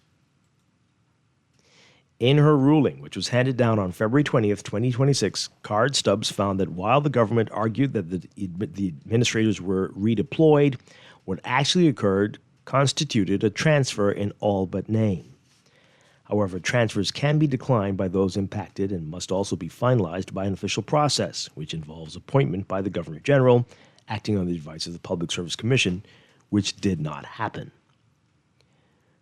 The judge ruled that, therefore, that the purported redeployments of the administrators were null and void and without legal effort. Marshall, a single mother of two, said the ordeal has led to emotional and financial troubles, and she's seeking damages of more than $160,000 for her housing allowance and lost rental income from her New Providence property. Wow. Marshall also noted that as a result of the transfer, annual salary increments were withheld, and she was forced to take out a $20,000 loan to cover the cost of her child's education. She noted that what happened to her and her 4 colleagues was unprecedented, saying, quote, I am equally concerned about Mr. Simmons' reference to many others and what they've done to those people who have fallen foul of this PLP loyalty test. I know what they have done to my colleagues and me, who were fortunately in a position to successfully challenge and expose the lawful conduct. Wow, that is one part of it. This is a lengthy story. There's a whole lot more. Some of the others who've been in this situation are also included here. This is really quite something. Unbelievable. I mean, I shouldn't say unbelievable. I think we all know that this is how things happen. But just having it laid out so blatantly. I just want to read this part again. This is Kevin Simmons responding to the Prime Minister, saying, quote, PM, having made inquiry into the removal of her as an administrator, I'm satisfied that the correct decision was made. Further, I note in the email the contribution and support of Bishop and the family, but not her. It is unfortunate that a greater presence of party leadership was not at the funeral. Like many others, one cannot go contrary and, when convenient, rely on family ties. Please let's exercise caution in how we proceed with her. That is dangerous right there. That is dangerous right there, Dwight. But it leaves me just wanting more. Like, this needs to be like a Netflix series because I want to know, like, what did she do to go rogue? Like, what is it that they determined was rogue? Or did she perform in her duties as the administrator? Or is this more to this? Yes, I know we're going to have the feminist people pop out with 5 women. Where were the men? Why just women? Let's get some calls really quickly. We don't have much time. We've got to move on. But let's get these in your text messages really quickly. Caller, good morning. You're live on the air. Dwight and Duque. Hi, good morning. You know, Dwight, they victimized those administrators in 20 and 21. Okay? So that's so long, Dwight, that they forgot they even victimized.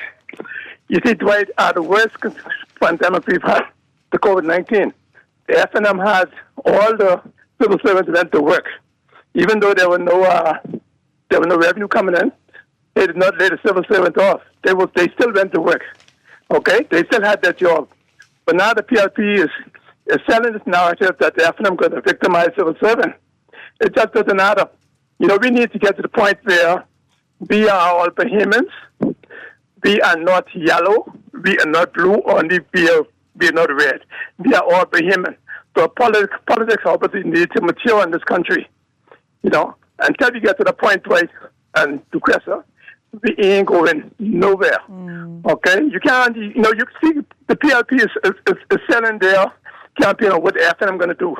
They need to tell the Bahamian people what they're going to do to recover from all of these scandals that we have around here. That's what they need to do. How are we going to get all these scandals? Not that the FNM going to do that, because it ain't selling. And people ain't buying it. All right? We are all Bahamians. That's how we should be treated. You all have a great day. Thank you very much. Appreciate it. Let's take these two very quickly. Caller, good morning. You're live on the air. Hey, good morning, Dwight. And good morning, Lucrezia. Good morning. I agree with the gentleman, but what he's talking about maturing, the politics need to mature, but all over the world he does that. All the countries, when the new government comes in, the persons that are there, I don't know if they victimize them, but they find ways to get them out, to put their loyalists in because they want the government to run the way they want it to run with the people who align with whatever it is that their visions are. Now some people do it, unfortunately, in the wrong way, but it happens all over the world, so it's not about maturing. And with the Prime Minister messaging, I feel like if he had done so many great things for us over the past 4.5 years, his rallies and stuff, his speeches lately should have been letting us know what it was that he did and showing us what he did, allowing us to see that these talks are false. But he's not doing that. He's going all the way back to 1967. You understand? And they are trying to scare the people into the fact that, the white man's going to rule over us again and turn us into slaves. But I think the messaging is wrong. He needs to stop going backwards and show us what it was that he's done in the last 4 years that makes me, who is undecided, wants to feel like, okay, yes, now that I see what he do, let me put him back for another term so he can move forward. But he's not doing that. Okay. So obviously he has no record to run on. All right, thanks a lot. I think there is a difference between what she was talking about, though, and the story, and this, right? This is like blatantly saying it's because we didn't like the decisions you made, and even though your family's supporting PLP, the family, right? That don't come and around here can't talking fall like on that your family now. support, No. but you So do. This is very different. No, and it's deep. It shows you how deeply ingrained that loyalty to party is. Yeah. This is a punishment. Yeah, it is a punishment. One final call. Caller, good morning. You're on the air. Good morning, Dwight. Hi, good morning. And good morning, Lucrezia, baby sis. Good morning. Morning. Like we say that this Prime Minister is a lawyer, right? And he should know how the law runs when it comes to dealing with employees and all the rest of them. The other day, somebody, they said, was in court and they was awarded citizenship in 9 days. Wow. This blatant discrimination against these 5 persons. The former director, Katura Ferguson, was her name from immigration when she blew the whistle on the Chinese that was working at the hotel, right? So this shows how the PLP and him and his administration deals with public servants and people when they stand up and doing the right thing and doing their jobs, and total disregard because, when I cry, and him being a lawyer, knowing the law, when I talk about my case and he know the law and they can't win with me, with my property, with my papers, and I can't be, and they can't win and they can't treat me like Toby Smith, what happened with him on Paradise Island? Because I have my properties and all my property. This is the way the PLP run. I'm glad election is on Tuesday. And like I said yesterday, they couldn't get some tents. How much it cost to rent tents so elderly people and disabled people can sit out of the sun to exercise their constitutional right when they took $25,000 from the disabled for the O.B. Wilson building dedication in Freeport. Yeah. You see what I'm saying? Very interesting. Thank you very much. You can squeeze this one in? Yeah, let's do this really quickly. Caller, good morning. You got the final say. Morning, how you doing? Doing well. Turn on your radio for us, please. Okay, listen, the gentleman made a good statement about Brave Davis being a lawyer, but what people don't understand is Brave Davis has never been a fair lawyer. Okay, this is, you all need to... Ah, boy. This is a tough crowd. It's a tough place. I don't know how... Lord have mercy. Okay, this text as we go to the break. Both parties here in the Bahamas have victimized people. The F&M did their share in 2017. That is why after every election, the holder of the post of Governor General changes. Is that why? Yeah, okay. Look at Jamaica. They've had the same Governor General for 15 years. Okay. This is Victimization 101. Welcome to the Bahamas, where victimization is standard operating procedure. Everybody's just so casual about it, though. Yeah?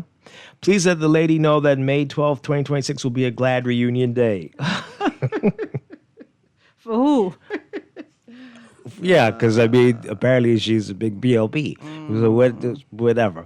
Okay. Before you all say wow all day, ask them how many people they victimized and they made other people's life hell. When you dig one ditch, dig two. These people aren't saints. It's wrong, but some people only reap what they sow, and some people need to stop being so political when they get in power. We have to stop being so accepting of this as the norm, as this is the way that business is being done. And if we continue with the model that we currently have, that's exactly what's going to happen. Every time a new political party is voted in, they're going to put their people in place, right? Yeah, that's just how it is. Sure. I mean, there's some positions where people expect that, right? So, but there some of these are supposed to be permanent and pensionable, and you demoting me from this to make me an office administrator or take notes, that's quite something. It's when horrible. I was a director before or whatever. It's horrible. And but I keep telling people, I don't know why everybody needs to know which party you're affiliated with. I don't know why everybody has to wear this on their face, on their shoulders, on their shirts every day. Everybody knows. Yep. You're looking for trouble. But I think some people love living on the edge. All right, we're going to take a break. We got a whole lot more to talk about on this Tuesday morning. This is Morning Blend on Guardian Radio 96.9. Stay with us.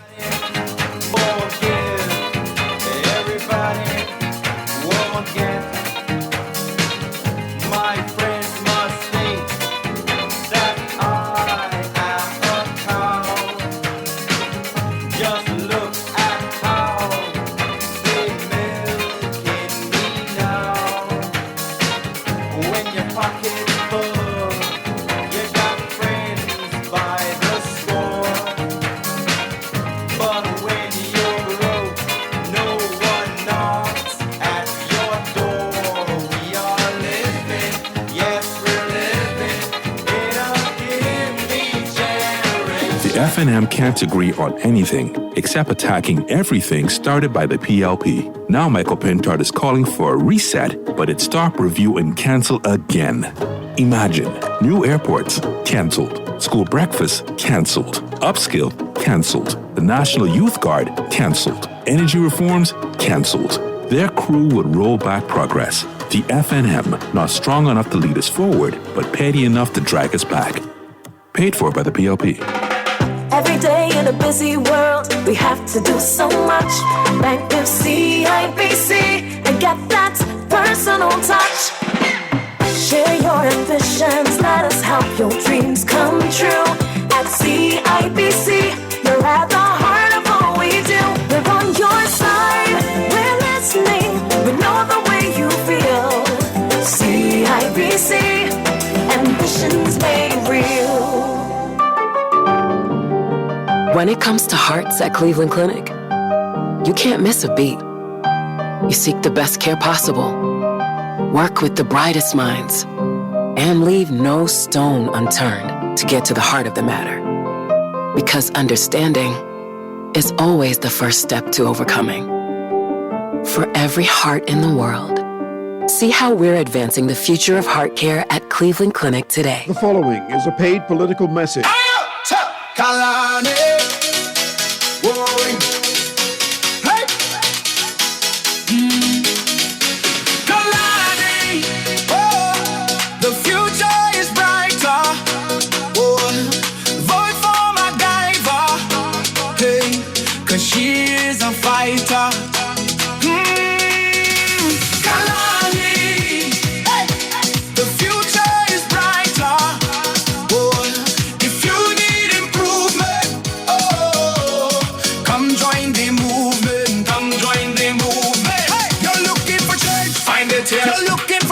Find it here. You're looking for truth. Find it here. Vote for MacGyver. Hey! She's here for you. Say everybody in Kalane. Change is here. Hey! Hands in the air. Hey, say everybody in Kalane. Vote for MacGyver. She is a fighter. That was a paid political message. At Star General, you can go gold. Comprehensive car insurance covers loss or damage from accidents, fire, theft, and third-party liability. But the Gold package gives you increased coverage for rental car and windscreen, personal accident, medical benefits, deductible waiver, and 24-hour roadside assistance where available. Our Star General Gold package also gives you up to $2,500 for accidental damage to a rental car anywhere in the Bahamas. Go gold with Star General. Insurance made simple. The world is changing. It's bringing new challenges, but also new opportunities. The truth is, our economy always left too many Bahamians out. Now we're opening new doors in agriculture, tourism, energy, entrepreneurship, providing grants, scholarships, national service, and upskilling. A new generation is rising, and we're finally moving in the right direction, building an economy that includes everyone. Paid for by the PLP. Sherwin-Williams Bahamas doesn't mess about when it comes to product range and product knowledge. If it's a new product come in the store, we walk the store and study that product. One thing with our boss, if a new product comes in, he takes the time and he's always keeping us up to date with product knowledge. And we just had 9 weeks of different products that we had to study. Exams at the end of each product. Yeah. The only way we can sell the product, we have to know that product. Yeah, that helps us to relate to our customers. It gives us better knowledge to know what product to introduce to them. You understand? So we can know what product to give them to use and what product not to give them to use. So product knowledge is really key in Sherwin-Williams. They got the keys. And the key is the product knowledge that comes with our extensive product range at Sherwin-Williams Paints, Bahamas. Find color in every day. This is Guardian Radio 96.9 FM, streaming on GuardianTalkRadio.com and the Guardian Radio app, Nassau, Bahamas. This I ask of you, oh God. This I ask of you, oh God. Make me understand that you are in command. Welcome back to Morning Blend on Guardian Radio 96.9. Dwight Strachan along with DeQuesta Dean on this Tuesday morning. Changing gears for a bit, the Monroe Pinder Awards back again, and the deadline to apply. That's coming up very, very soon, and the awards are just a couple of months away. I'm here to tell us all about it. Very pleased to have back with us Dr. Richard Adderley and Pastor Rick Dean. Good to see you all again. Good morning. Good morning. Good morning. Thanks for having us. All right, so you were here last year. Remind folks what the Monroe Pinder Awards are all about. Okay, the Monroe Pinder Awards is about us being able to empower good students, those who are doing well academically and involved in their communities and elsewhere, to be able to move forward and really to move into the areas of leadership that we hope and pray that they would move into, to really remember the life and contributions of the persons like Dr. Monroe and Pinder, who really set a pace, I believe, for stellar leadership in our country and even beyond our country in the world. Yeah. You know, their contributions were such that people are still talking about them and still being impacted by what they were able to do through their influence. So that's the kind of leadership we're looking for, and we want to help. Yeah, and you celebrated a big milestone recently, right? Well, actually, yes. Last year was our 10th year anniversary, and we were able to go to the government house and be able to have that event there.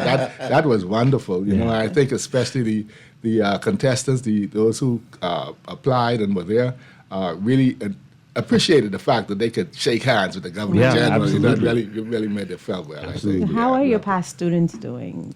They are doing well. We're in contact with some of them, not all of them. You know, they tend to get caught up in their life, right?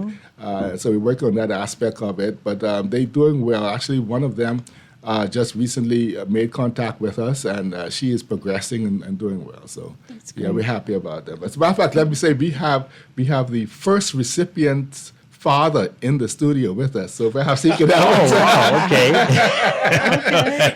All right, Dr. Hadley, tell us about it. Tell us about 11 it. years ago. 11 Yeah, and she's gone on to complete a master's degree in economics, Oh, wow. and she'll be completing law school. So and returning home later this year. So it's good, and I've been able to keep abreast with a number of them, and they're successful. They're doing well. They're demonstrating leadership roles. Many of them are placed at different cities around the world, and doing well, and bringing some honor to the names, the Monroe Pinder legacy. Fantastic. How many students over these 10 years? 11 now. Oh, wow. I don't have that stat with me, but yeah, it's been a few. I would estimate probably over 10 years, I would estimate at least 40, 50. Yeah. Or more, probably more than that. Yeah, probably more than that. Started off small, and then over the past couple of years, we've been able to offer more funding, and so more people are able to take advantage of it. We started off with just the first. There was only one person. Yes, one in person. the beginning, Right. and last year we were able to award what, five? Four. Okay. Four awards. Excellent. How does one qualify? Well, you have to. Well, first of all, you have to either be a 12th year student or first year freshman student, Bahamian, right? To apply, you can go on our webpage, the Manwapinda awards.org, and the application is there. They apply. They have to send all of their grades, etc., etc. They also have to do an essay, right? So that's how the applications occur. Once the application goes in. And we send those up to our selection committee. They determine the best 10, right, if they're able to. So it's very difficult many times, right? And out of that 10, then it goes to the Monroe Pinder families. And they make a determination of the next, the top 10. Well, 10. Yeah. Well, 4 persons get awards. Right? There are 4 financial awards that are given. Right? And they range from $6,000 for the first 3,500, 2,500, and 2,000. Right? We just added the last 2,000 award. I think it was year before last. We call that the Servant Leadership Award, because we begin to recognize that leadership is not just for the academically inclined, right? And that there are persons who are good and able to lead, but may not be a 4-point student, right? And so that is what that Servant Leadership Award is about. And that's paid directly to, like, if you're in 12th grade, is it paid to your student. school, The students. or are you giving it? You give it to the student themselves. Yes. Okay. Yeah. And we're encouraging young people to apply because, like Rick said, it's not all about having a 4.0 average. We want well-rounded students with an emphasis in leadership, demonstrating that in high school or in early college that you've taken the lead in some initiative, and it's demonstrated. But we also want persons who are involved in other extracurricular activities. And so when this person goes out, the thing is that they're just not a bookie. Right. Okay. The fact is that they know how to relate to people because they've led groups, and they know how to socialize because of the extracurricular activities. And so that's what we're looking for. So if you're a freshman in college, does it matter what your major is? No, or if you're declared or anything No. like that? No. We just want to see some leadership skills. And is there like an age limit? Let's say, I decide to go back to college next year. I'm in freshman year. I apply. I'm just using like from an age perspective. That's an interesting question. Right. So is it like you have to be within a certain age range, or that doesn't? You've really been out of high school You've for a been little out while. of school, right? Mr. Chairman. Has that happened? Anybody apply? It has. During the early years, we Okay. did have. In fact, we had a school teacher who applied who was good. Okay. Yeah, Okay. But the thing is that I think the criteria set freshman and also high school. I think if you've been out for a long while, I don't know whether or not you qualifies. you qualify. Okay, Yeah, okay, but all right. I definitely, if you're in your early 20s or so, that yeah. Okay. Okay. All right. So again, remind us of the website, and then we'll talk about some of the deadlines and when the actual awards are going to be. Okay, right. The website is the MonroePinderAwards.org. Okay, and the deadline for application is May 16th, midnight. May 16th. Okay. We'll close the portal after that.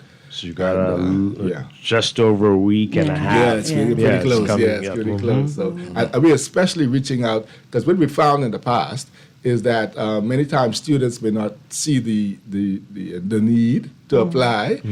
They have somebody supporting them, Right. and so we're talking about the somebodies, right? The Right. parents, Right. the parents and the guardians. Please to make note. Tell your student to apply. This can help. It's not an annual award, right? It's not a scholarship. It's a one-time award, but it can help, right? Okay. And that's what we desire to do. Yeah. With the cost of living, every little bit can help. And let me tell you, I haven't been a parent. I mean, a parent and a parent in need. I know how what we can do with this money. Right.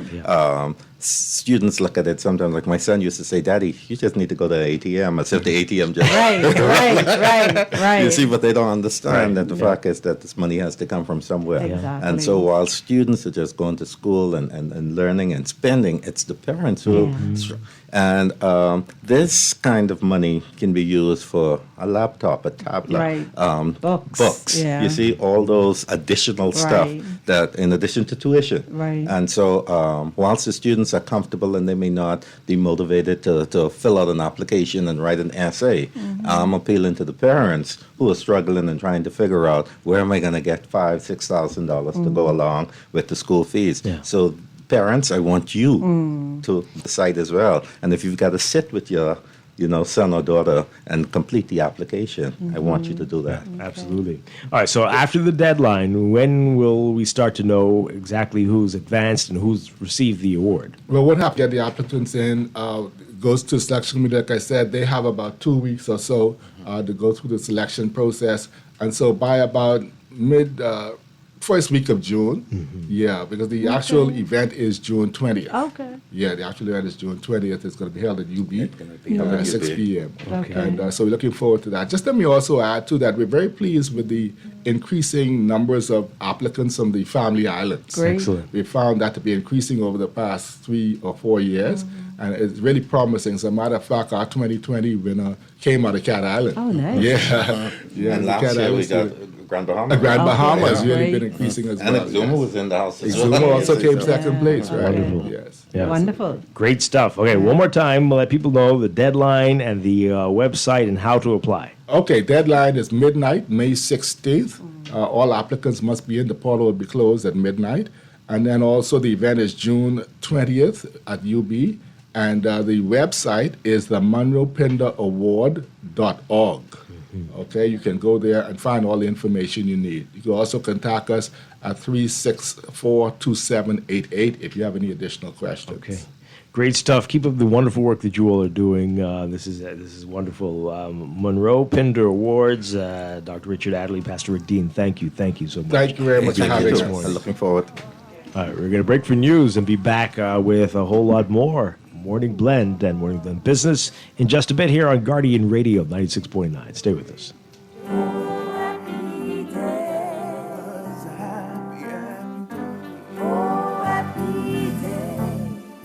Oh, happy day.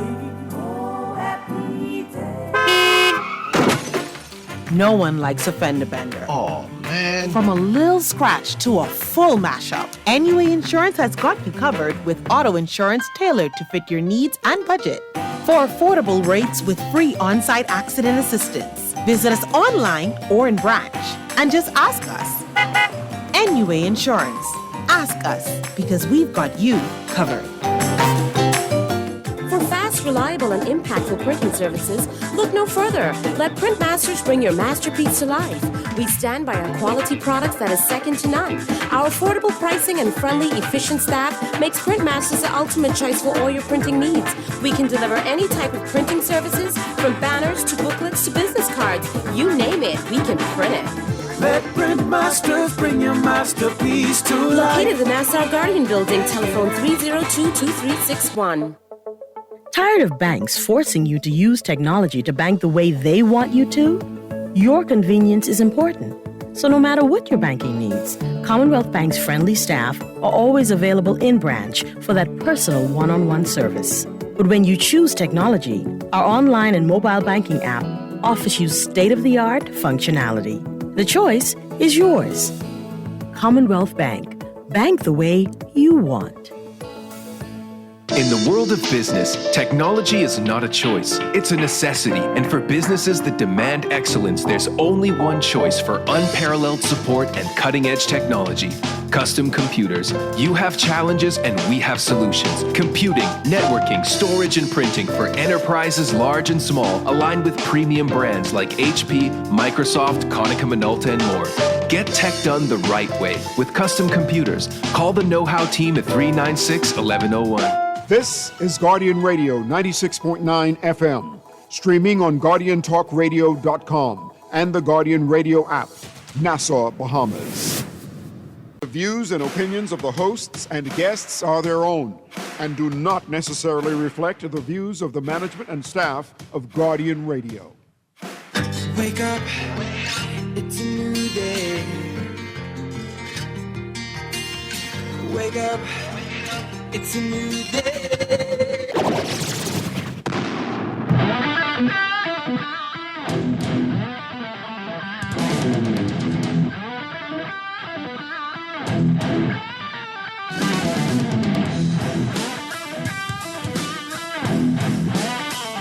Good morning and welcome to Morning Blend Business on this Tuesday, May 5th, 2026. Welcome back to our Morning Blend listeners. Once Strachan, along with DeQuesta Dean, and 1 week to go to the general election. And we are talking about voter education this morning. Org Bahamas has a voter education program here to tell us all about it. Very happy to have with us Senior Outreach Manager Ari Wells and Communications Officer Leah Carr. Good morning. Great to have you with us. Good morning. Thanks for having us. Good morning. Good morning, Bahamas. Thanks for having us. All right, so I can't believe it. Do you believe we need voter education? I'm being sarcastic, but let's talk about it. How bad is it? Is that a good question? How bad is it? Why do you think we need voter education? We've been doing this a long time, but what's going on? So at org, we say informed citizens are empowered citizens, and that's exactly what we've been trying to do with our voter education program. We've been working over the course of a few months to prepare voters for this upcoming election, and we've done a lot in this program. Mm-hmm. So we've created free resources that are available on orgbahamas.com/vote. We have a brochure, so if you just want a little taste and you're just not sure, you want to get started, look at the brochure, then you can dive deeper into our handbook. The handbook looks into like the historical context of elections in the Bahamas, so it really gives you a fuller picture. Mm-hmm. We created a crash course for someone who maybe doesn't want to read a lot. There's a crash course video that you can watch. It's about 5 to 6 minutes long.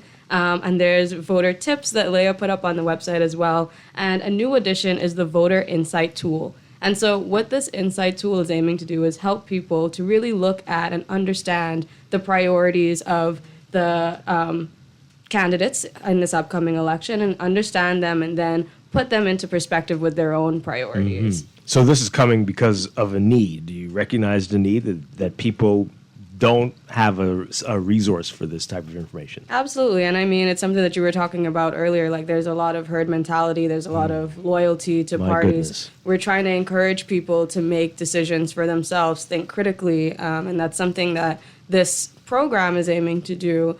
And so I would encourage people to go and look on the website, use the tool. There are 2 of them as well. So not only for the political parties, but also for candidates for specific constituencies. And so once you scroll down, you'll see that there's 2 tools that you can use to do that.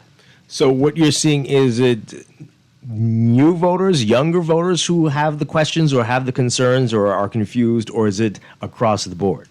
I think it's across the board, but specifically we're looking to engage first-time and young voters. Mm-hmm. because we want them to feel encouraged. We don't want young voters to be left behind when they're coming into a culture that already says, well, this is the way that we vote because this is how our family goes. Grammy's been doing it for that time. Right. And so what we're trying to do is really encourage literacy, encourage critical thinking, encourage people to find themselves in the systems of governance, because it really is a two-way street. One can't happen without the other. And in order for our democracy to work, we do need people to be engaged and involved and informed. So do you feel that your programs will help people to look beyond election as a wild lead up to party craziness situation and understand the severity of how their vote impacts the future? Yeah, I think that's exactly what we're aiming to do. And, we're not saying don't go to the rallies or don't party, but it's like, what is the substance that comes out of that? What are you learning when you're at these kinds of events? And then how can you then go and use the tool, back it up by a credible source and say, I heard this thing and now let me see what the actual, what is actually being said and what's in writing that I can then use to inform my vote. Yeah. And so that's exactly what we're trying to do with the voter education program. Yeah. So tell us, what are some of the frequently asked questions? I think that was a frequently asked questions, like how do we get over the sensationalism? How do we find out what's actually real? Where do we go? Like a lot of the work that we've been doing, not only in this program, but in others, is helping people to identify what a credible source is. Because, in this age of social media, there's a lot of misinformation that's going around. And so helping people to understand, like, no, a credible source is something that's backed by evidence. Where is the evidence? Where do we find it? How do we make sure that this is something that is real and tangible? And so that's how we start to look beyond the sensationalism. Because, yes, anyone can say anything, but a part of the tool is actually helping you to understand and rate the credibility, the measurability. How measurable is this thing? How feasible is this plan that this person is saying that they would like to enact? Right. Yeah. What are some of the other concerns that you're hearing from folks? And anything unique about this election versus ones that have come before? I think voter apathy has been a real hot button topic in this election. It's something that a lot of people want to talk about, is voter apathy. And I think rightfully so. A lot of people, they get registered, but then what? What happens next? And so what we did was we created kind of like a guideline, a 6-step. You've registered, now what do you do after that? And so really the program is called Pathway to the Polls. And so that's really what we're doing. We are presenting you with what you need to do, step 1, 2, 3, 4, in order to go from someone who, may not be super engaged to someone that's prepared to make an informed decision at the polls.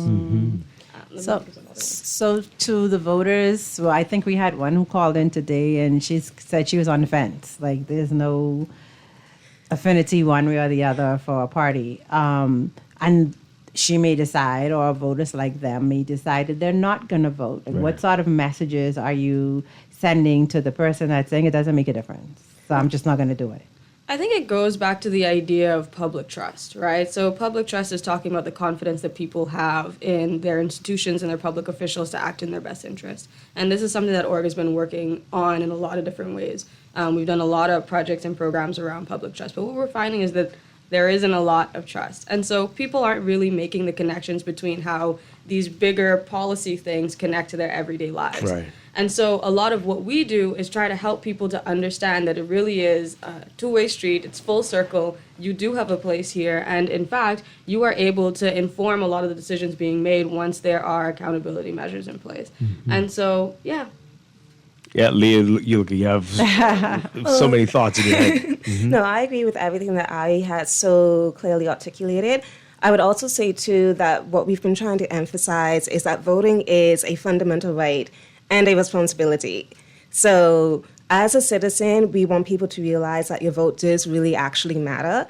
And you honestly, like elections can sometimes be decided by just a handful of votes. So your vote could honestly be the deciding vote. You never know. Obviously, there's a lot that goes into the outcome of an election, but we just try to take that more optimistic outlook, and encourage people to not be discouraged. Yeah. So what are some of the tips that you shared about, voting? I heard Ari say you had some tips on your site. Right. So what are some of those tips that you're sharing with the public? One of them is just to encourage people to, again, realize that voting is their right, and so they should use their vote in a way that matters. Another is, like she said earlier, to do your research and make sure that you're informed about who you're voting for. So research policy manifestos, different candidates for your area. And also, if you have a chance to interact with your candidate, make sure that you have your priorities ready so that you can say, I care about X, Y, or Z. What are your plans for X, Y, and Z? So I think those are some of the more popular ones that we've been seeing a lot of people react to on social media. Are any that stick out to you? Yeah, and then we're also just trying to help people to be more familiar with a lot of the language that's coming out. Like even before the Pathway to the Polls program we were running, we were doing this program called Be Clear Bahamas. And that was a fiscal and financial literacy program. And we were trying to get people more familiar with understanding the national budget and the complexities of that. And so it was so interesting as that program came to a close and then moving into this space where the national budget became like a big thing during the election. You know, I want to revamp that project and I want people to be more familiar. And so this is like the space of governance is something that we've been in this game for about 10 years now. And so org is going to continue to create projects and programs that empower people. But a lot of what we're trying to do is literacy, critical thinking, so that people can start to make decisions for themselves. Yeah. Leah mentioned the manifestos, the blueprints. Sometimes it's hard to find them. Does org provide links, or So how do you address that? We've been going into the community doing 1-hour workshops, and we've been using the voter insight tool in these workshops. And what I do is I present the manifestos on the screen. And so, yes, we have access to them. I'm not sure if they're up on the website. I think that's something that we can definitely look into. But again, we want people to do that kind of research for themselves. But I do want to say that this last Saturday, we had this incredible event at the Ministry of Youth, Sports and Culture. And we pulled together a group of about 20 youth leaders, and we were talking voter education, and they actually got to hear from some representatives from the parties as well. And so for us, it's about creating two-way dialogue, making sure that people are actually hearing from the source. What are the issues that matter to you, and how do those candidates' manifestos align with those priorities that you have for your family, for your community, and for your country? Yeah. So what's been interesting to me is that, I mean, I think it's usual to run into a young person who says it's not going to make a difference. But the number of older people who are saying is getting me a bit concerned. I know Duquesne asked you about that already. But again, what would you say to somebody who's like, every time it's the same old thing. Flip-flopping, and they're doing the same thing the other ones did before. It really doesn't seem to be making a difference. And they're discouraged. Why should I waste my time? One more time, speak to those people who are thinking like this. I think that the issue that we face is that we think that governance starts and stops at the election. But that is not. You might need to say that again. Yeah. I think the issue that we face is that we think the governance starts and stops at an election, and it doesn't. It's an ongoing relationship that we have to have with the party and with our candidates, with those representatives. Although some of our political leaders seem to want us to think that, right? They don't seem to want us to be engaged and to question and challenge during the 5 years or whatever it is. But continue. Sorry, Ari. If the people do not have the literacy and the language to contribute meaningfully, then yes. But I think that that's where projects and programs like org really step in, because what we're saying is we want you to be able to make a meaningful contribution, and in order for you to do that, this is what you need to know. And so that's kind of like the backbone of what all of the work that org is doing is to, like, we're not fighting for the people, we are giving people the opportunity and the capability to fight for themselves. Wow. Yeah. I mean, when I look at the political landscape, sometimes I sigh, right? Because I feel that just as the story Dwight was reading earlier, that is so entrenched in who we are. Like, our family will dictate. Like, if your daddy was a stalwart consul in any party, then the whole family has to vote this way. And then when daddy dies, someone else in that family gets. So it shifts the focus from true governance to party loyalty. And is there some mechanism that could be put in place? Because, I mean, from what I'm hearing you say, going to the website and your 1 hour meetings or trainings, is it enough? Is it really getting to the people? Because, I mean, I don't want to sound, I don't know what the word is to say, but we know that there are some populations of our country that are hard and fast with some of this versus others. There's some people who have access to literacy. There's some people who don't. So how do we reach more of the people that need these conversations? Well, I'm genuinely hoping that coming on the show is going to be one of those ways that we can reach more people, because we're a team of 6 pulling off this Pathway to the Polls initiative, and so we have 11 partners in this program. Those are civic groups, community groups, nonprofits that have come together, and they're distributing our resources on our behalf, and that's incredible, and we're very grateful and thankful for that. But the truth is, you're right. We do need to be in more rooms. We do need to be able to reach more people. And so the more opportunities that we have, like this one, to come on and talk about our program, the better it is, because I would like to invite anyone that's listening now, reach out to me and let me come into to whatever community group or civic group you have, your school group, your church group, and let me speak. Let me talk to you through our Pathway to the Polls initiative. We are talking with Ari Wells and Leah Carr with Org Bahamas. We've got a few text messages here. You can text us 422-4796 or get a call in 323-6232, 325-4316, 325-4259. Call us toll free, 242-300-5720. Tweet us, Facebook us, text us, 422-4796. This text here, I don't know if I agree with this. But this person says, hey, what your guests failed to address is that at the end of the day, voting is about faith. Even if the plan of the political party or candidate is written down and there is a manifesto, you still have to have faith that the political party or candidate will implement it once they get into power. I think what this person is saying is actually relating to what I talked about in terms of trust. I think trust would probably be a more accurate word to use here. Okay. And that is something that, as Ari said, we see the need to address, because yes, it does take a lot of trust, and that has been eroded because we've seen these patterns of governments promising things, getting into power, and then not following through. One of those things being freedom of information, which is something that is a very org thing to advocate for, And so that's one of the things that we've been pushing for as well. We actually released a statement last week because obviously we see everything that's going on. And what we see is a lot of sensationalism, a lot of smear campaigns, and language that at the end of the day doesn't really mean anything if you don't have mechanisms in place to back it up. And when I say mechanisms, those laws where people can actually go and they can seek information for themselves. Right. They can ask questions themselves, and they can feel like they are actually getting useful information. Yeah, excellent. All right, let's take this call. Good morning, caller. You're on the air.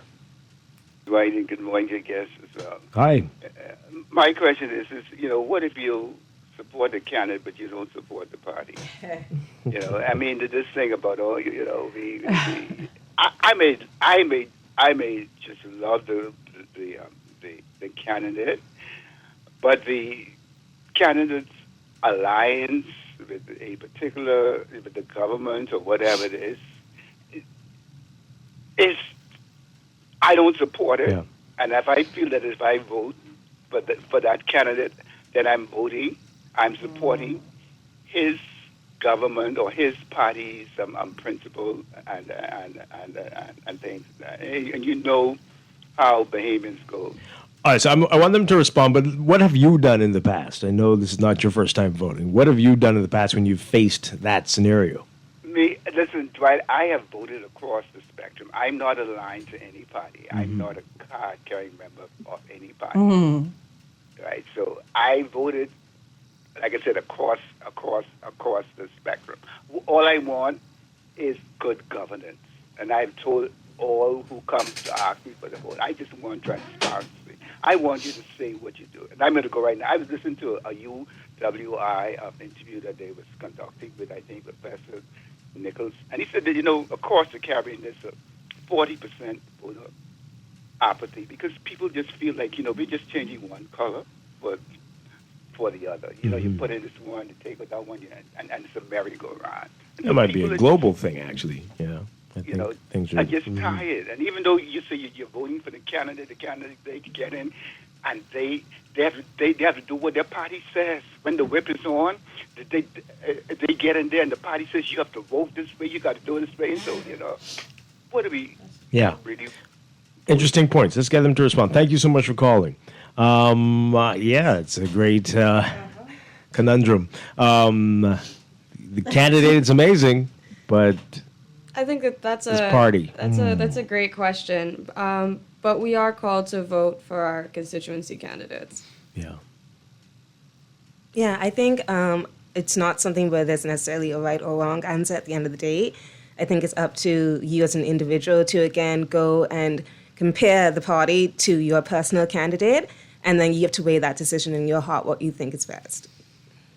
And is that, are you choosing to vote for the candidate based on, the same loyalty to the candidate instead of the party? Or are you going and looking for this information and making that informed decision? Is this somebody that's going to move your constituency forward? Is this someone that's looking out for your community? Right. Yeah. I mean, it's such a hard candidate, place to somebody be. you can bully. Is that the reason why you like them?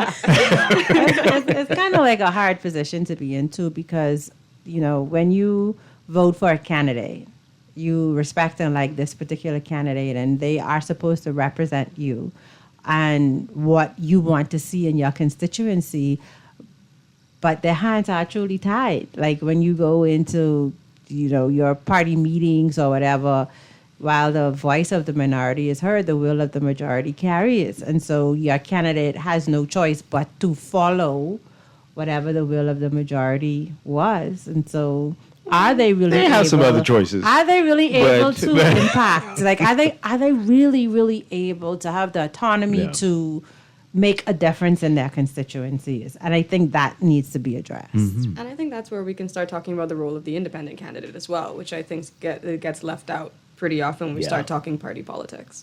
Absolutely. Let's take this final call. Good morning, caller. You are live on the air. Are you there?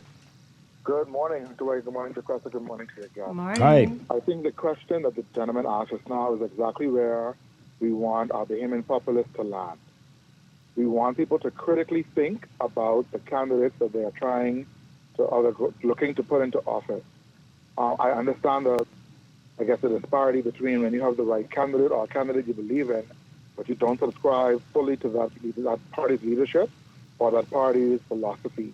I think if you find such a disparity between the candidate and their philosophy, that might also be a moment for us to reflect on, is this really the best candidate? Because the candidate that you find so much value in shouldn't be so attached to a party that is not sharing those same values, right? You may find that it is the case. However, if we can get to the point of the gentleman's point of reflection and think about, is this really the right person to do the work that his constituency needs, irrespective of who they may be attached to from a party perspective? I think that's where we need to be as a country, and I think that's what the work these young ladies are doing. They're trying to get people to see and think critically about the choices we make. Otherwise, we have the same old for the next however long. So I think it's important that this is where we all land. We remove ourselves from our party alliances and think, is this the best and the right person to do the work for the constituency should they be elected? Yeah. Excellent points. Thank you so much. Really appreciate that. Let's squeeze in this call, too. Caller, good morning. You're on the air. Hi, good morning. You're live. Hello, Dwight. Hi. Yeah, I call him back. The Roger Stone thing. They said they had to pay $250,000 on the 25th of March, right? It's quite a bit of money each month. It's quite a bit of money for the company, yes. So that means they didn't pay $500,000 because they had to pay another $250,000 on the 25th of April, and today is only 10 days after. The whole contract will be $1.5 million, right? They need to bring Mia Motley from Barbados because her travel budget was $1.4 million for how much years? So they could teach them but squandering money traveling all over teach. the I thought you were saying we need to make her a citizen so she can be elected prime minister. Oh, okay. That's not but bad. any one of those. Okay.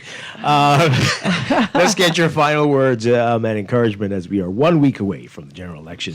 Ari Wells and Leah Carr, what do you say? We are 7 days away from a general election, but 7 days is a lot of time for you to reach out to me at 432-3397. Say it one more time. 432-3397 or Ari at orgbahamas.com, ARI at orgbahamas.com.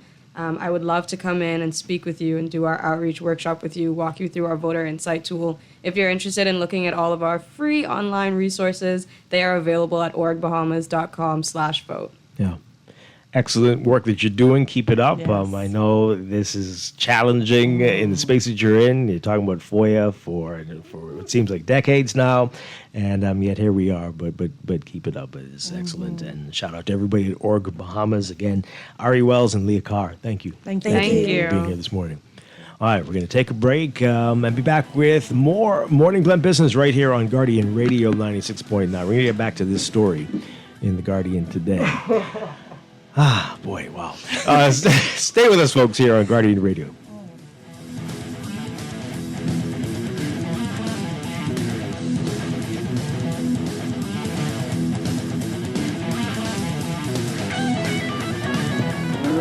On Angie, how does it feel to have broken the bull riding world record? Sore, Sean. That bull was angry. Angie, I think that bull is headed towards your red convertible. I broke the world record and he broke my car. Oh well, at least I've got CG Comprehensive Motor to cover this. Get covered for collision, damage, and more. CG Atlantic Agents and Brokers. Good like that. All benefits are subject to policy provisions, including eligibility at the time of service. A paid political message by the Free National Movement's candidate for Fort Charlotte, Travis Robinson. Fort Charlotte, stand up! Bahamas, wake up! All across this nation, time to see the truth clear now. Tell Brave and Sebas, all money ain't good money. FNM, we ready. Hey! Hey, hey. Brave say he love the poor man, but the poor man can't see no plan. Sebas get rich, now we run the land, while Bahamians catching hell again. Big mansion, big cars, big talk, but can't walk, the people walk. All that money and still can't race. Power hungry, heart can't bless. All money ain't good money. Brave, you know, you sell the soul of the nation for a number show. Sebas County million FNM say no. Fort Charlotte rise, let the truth flow. All money ain't good money. A paid political message by the Free National Movement's candidate for Fort Charlotte, Travis Robinson. At CFAL, we understand that a secure greatest gift you can give your employees. That's why our tailor-made group pension solutions are designed to fit the needs of both large and small companies. With CFAL, you can provide the retirement you and your employees deserve, ensuring peace of mind and financial stability for years to come. Join the many businesses that have already entrusted CFAL to create the right pension plan for their employees, and let us help you build a brighter future for your team. Visit us at cfal.com to get started on building wealth so you can live well. CFAL, growing wealth for future generations. CFAL is a proud sponsor of Team Bahamas for the 2026 Carifta Games. Are you a tourism business owner or ready to become one? At the Tourism Development Corporation, we work with tourism entrepreneurs at every stage, turning ideas into thriving businesses and helping existing ones grow. From business development support and funding opportunities to targeted initiatives and strategic partnerships, we're here to help you take that next step. Build your future in tourism with the Tourism Development Corporation. Visit tdcbahamas.com to learn more. Planning for retirement can be overwhelming, but with CFAL, it doesn't have to be. We offer tailor-made individual, group, and pension solutions that take the guesswork out of retirement planning. Whether it's for you or your company, don't leave your future to chance and let the trusted hands of CFAL's experts guide you toward peace of mind and financial stability.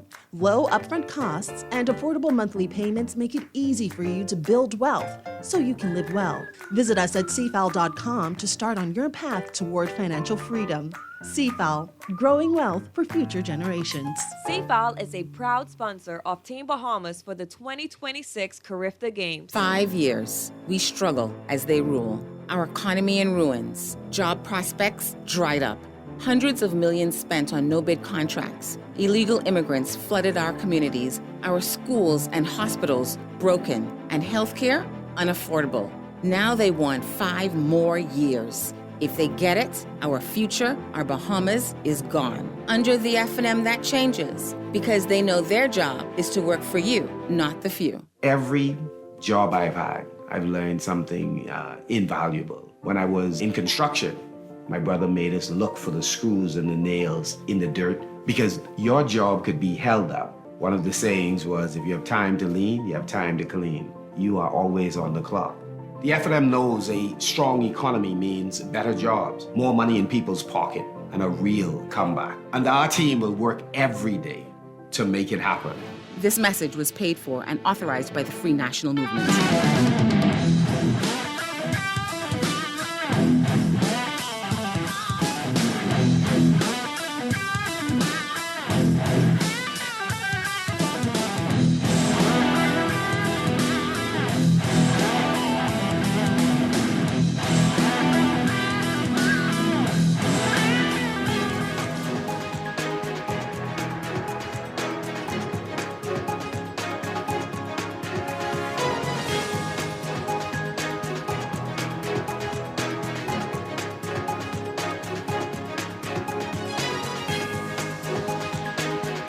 It is time for your morning business report brought to you by CFAL.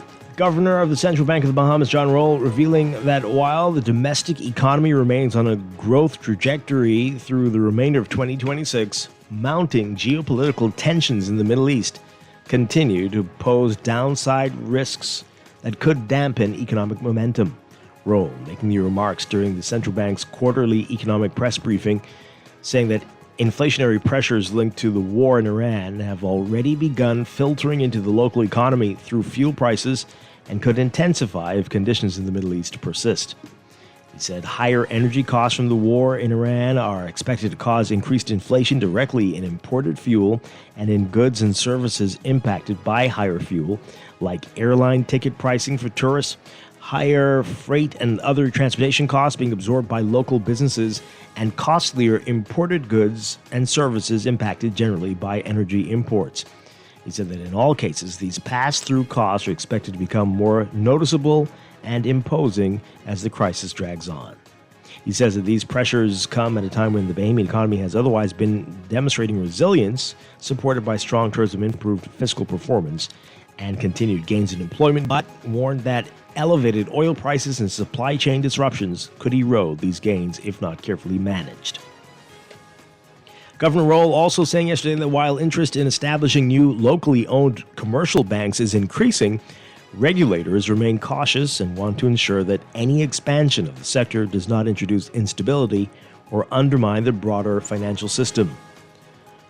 Roll said a growth in Bahamian-owned commercial banks would align with the country's national development plan, which calls for greater local participation in commercial banking. However, he said enthusiasm for more homegrown commercial banks will not be sufficient for it to become a reality, as banking proposals must demonstrate long-term viability in a relatively small and geographically dispersed market. Flamingo Bahamas, a Bahamian-built platform connecting local merchants with residents and visitors, is expanding to Nassau through a new partnership with the Bahamas Chamber of Commerce and Employers Confederation.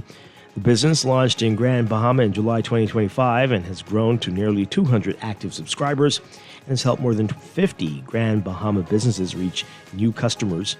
The company has facilitated scores of deal redemptions across Abaco, Bimini, Eleuthera, Exuma, and Grand Bahama. Founder LeQuay Lang, who is a Grand Bahama native, says he developed the business after identifying a consistent gap in how local businesses connect with people most likely to support them. More on that in today's Guardian Business section. And U.S.-based fishing guides platform Digital Sportsman has entered into a 2-year agreement with Bahamas Fly Fishing Industry Association to expand its footprint into New Providence while equipping Bahamian fly fishing guides with tools to build independent businesses and support marine conservation. Digital Sportsman is a business management and booking platform designed for outdoor guides, charters, outfitters, and rental operators. In a statement yesterday, it said that the collaboration between Digital Sportsman and the preferred booking platform for BFFIA guides, while also introducing a conservation funding mechanism, is tied directly to booking. More on that again in today's Guardian Business section. In your Market Watch recapping trading on the BISX from Monday, your market movers. AML Foods Limited moving 4,010 shares, closing at $7.50 unchanged. APD Limited moving 50, unchanged at $50. Bahamas Waste moving 700, unchanged at $10.34. Commonwealth Bank moving 46,035, up 28 cents to $4.35. Consolidated Water up 1 cent to $6.42. Emira Incorporated up down 11 cents to $12.87. Consolidated Water was down 1 cent to $6.42. The BISX All Share Index closing at 3,194.87, up 0.16. That's your Market Watch, and that is your Morning Business Report, brought to you by CFAL, growing wealth for future generations.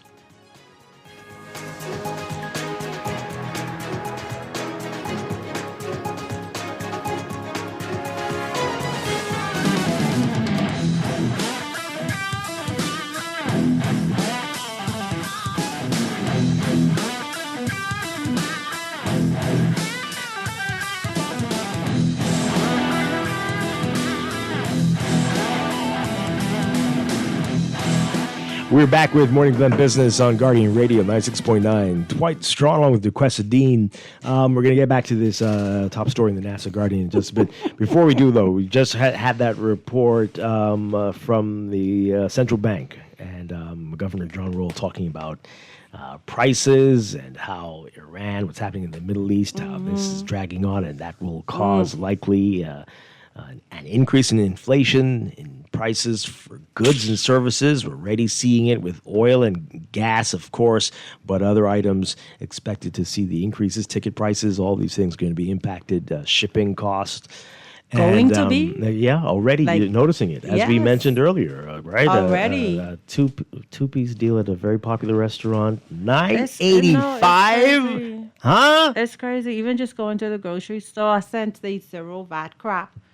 What I'm like, I want to do crap, the zero VAT crap. Wow. Okay. And my bill, I'm like, what did I buy? So could you imagine in a month from now if this foolishness in Iran? So, and I hope people aren't using this as an excuse to raise prices. I was blown away. There's something I on here. We don't have to get into all the details, but anyway, it was selling for about $700 here. The cost in States was about $400 or $500. Okay. When you do the math and the shipping, Right. it would have made more sense to buy it here. Right. Suddenly, I refreshed the page. That has jumped from 700 to 1,300. That's a big jump. What the heck is going on there? That's a big jump. So I'm thinking this is a glitch. I'm going to have to Has call to this be. place. Like, there's no way this Has to doubled in price. Yeah. There's no way. Yeah. But that's a good point. That What's that about? No, there has to be some responsibility on the sides of those in the retail department to. Yeah, no, that's crazy, and you're gonna lose because obviously it makes more sense for me to bring that in myself. Now. Yeah, but that's really really really crazy. All right, so this person says, can someone explain how grocers lose money when government reduces VAT? That's not the issue. This is happening at the same time while there are pressures internationally, and it's costing farmers more to grow stuff and to feed animals and to get their stuff to the market and to ship it and all that stuff and to get it here is costing more. So the prices are going up on things. Yeah. And they're still paying VAT. And even though they're not And that passing was that the other VAT issue, on to us. because it wasn't zero rated. Right. So It was that's a just part of the VAT. problem. They have to recuperate that Yes. money in some way. So that means price increases. That too.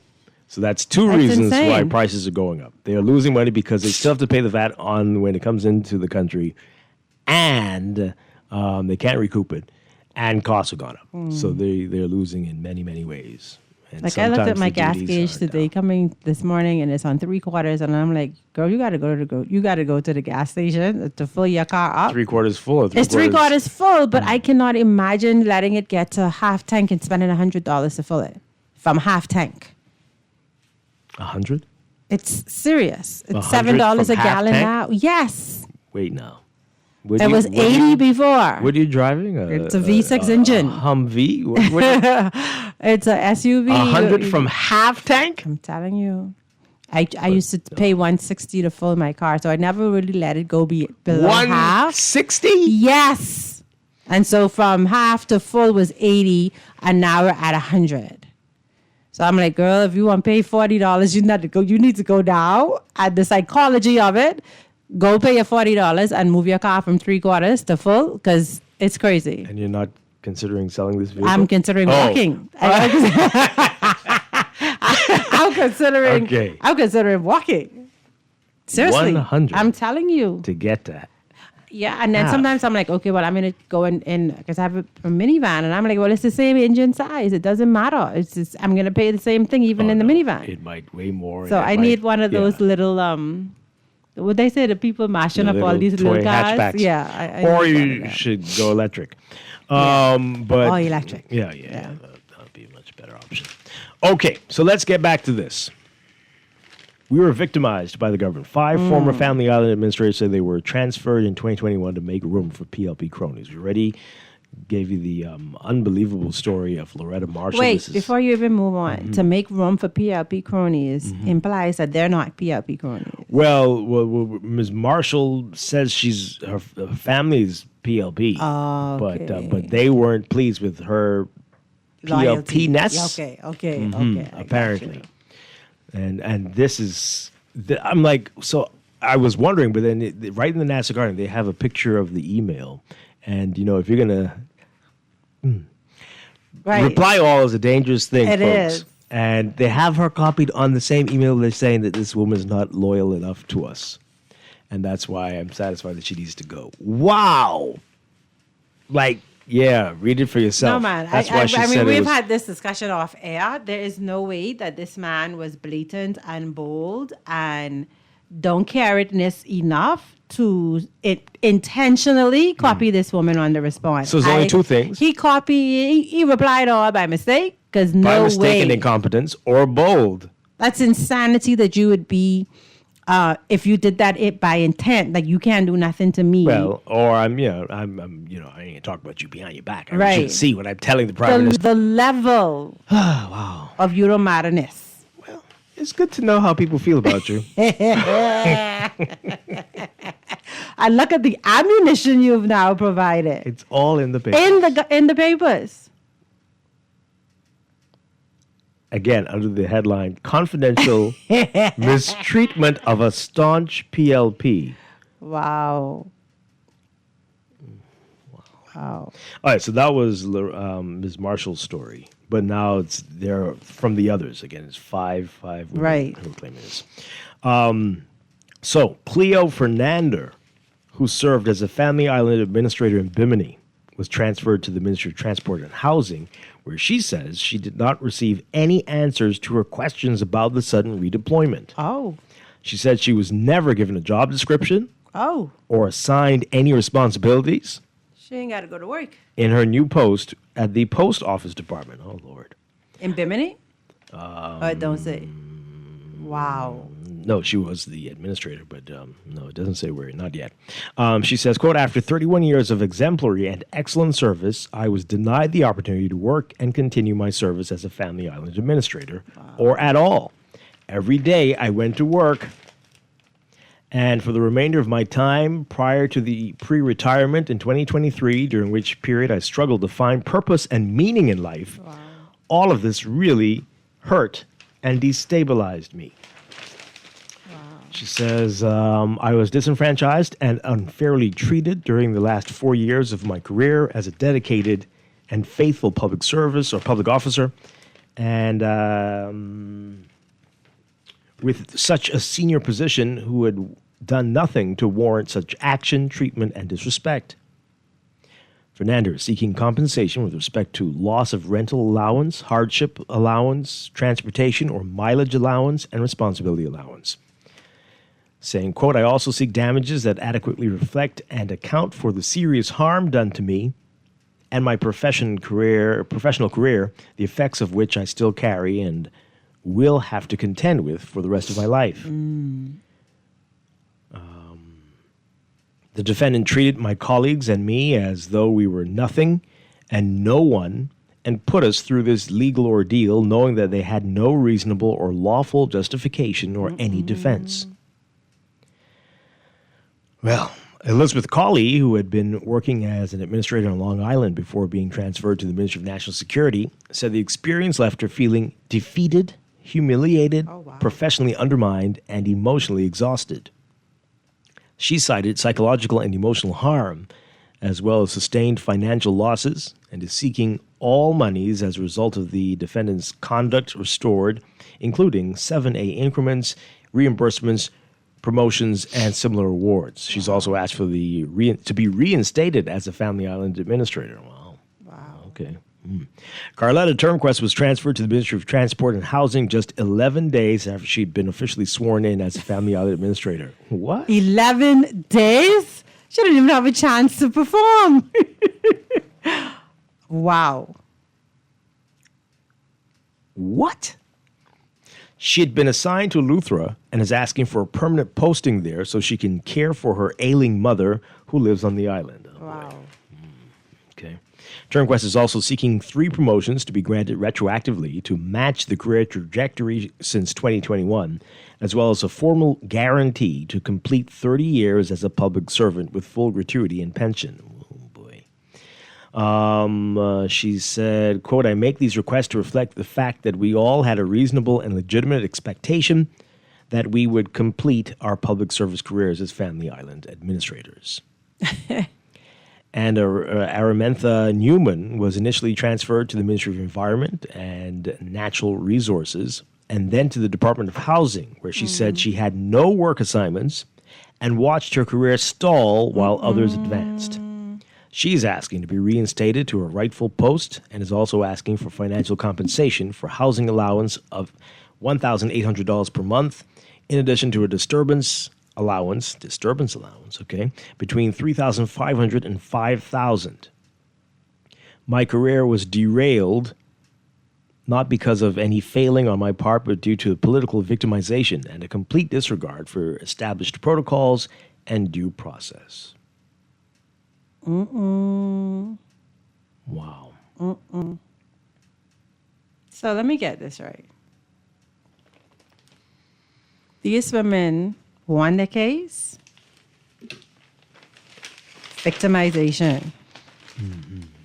In February, the Supreme Court, the administrators, along with Marshall, included Aramentha Newman, Elizabeth Cawley, Ernestine Fernander, and Carletta Turnquest, were unlawfully transferred from their posts within the Ministry of Agriculture, Marine Resources, and Family Island Affairs to other government ministries. But one of the big campaign things right now is they don't do victimization, and there's no favoritism, but this newspaper article is like, WAP. No, that's horrible. Horrible. And so, again, there's the email in there, and there's also another email in here from Prime Minister Davis to Loretta Marshall.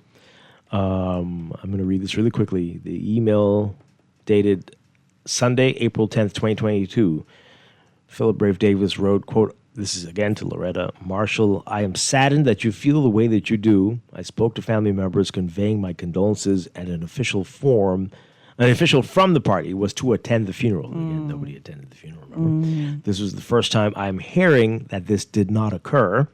No harm is intended. My schedule has not been flexible at all. I am copying Jerome Fitzgerald and Kevin Simmons of the office to either fix our meeting and in the meantime speak to you and address your issues. And of course, after that...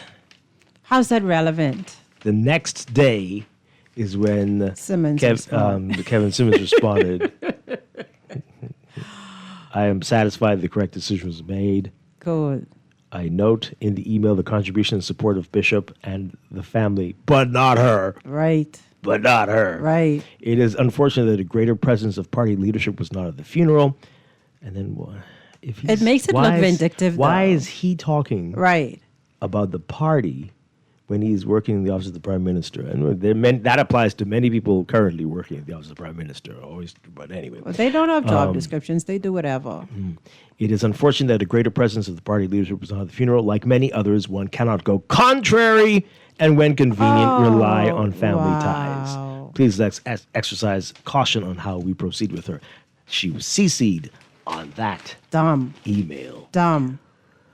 It doesn't make it seem vindictive, though, that we didn't attend the funeral because of whatever. Even if he didn't intend that, that's how that comes across. Like, this is what you deserve. Well, as they say, it does be your own. It does be your own. It It's does horrible. be your own. It's horrible. It is horrible. Horrible. My Lord.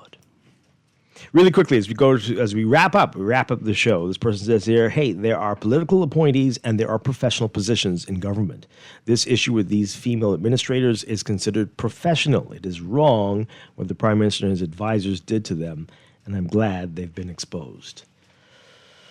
Wow. Wow, I can't. This one sounds really personal. This one about Kevin Simmons. I'm not going to read that one. But hey, wow, Duquesa. It's crazy. Things make you go, wow. It's crazy. Somebody said we're going to be doing wow all day. Yeah, I think so. You got to pick up today's NASA Guardian for more on that. And again, don't forget, election night, trust the team you listen to and trust every single day. We're going to be here, election night from 6 p.m. All your Guardian Radio hosts are going to be here providing live coverage. Trust the people you trust every day. Right here on Guardian Radio, 1 week from today. Duquesa Dean, thank you so much. Great to be here. Good to see you. Next week. I'll see you right before on election day. On election day. And maybe the next day for post-election analysis. We'll talk about that later. But have a great day, everybody. Stay tuned for On the Clock.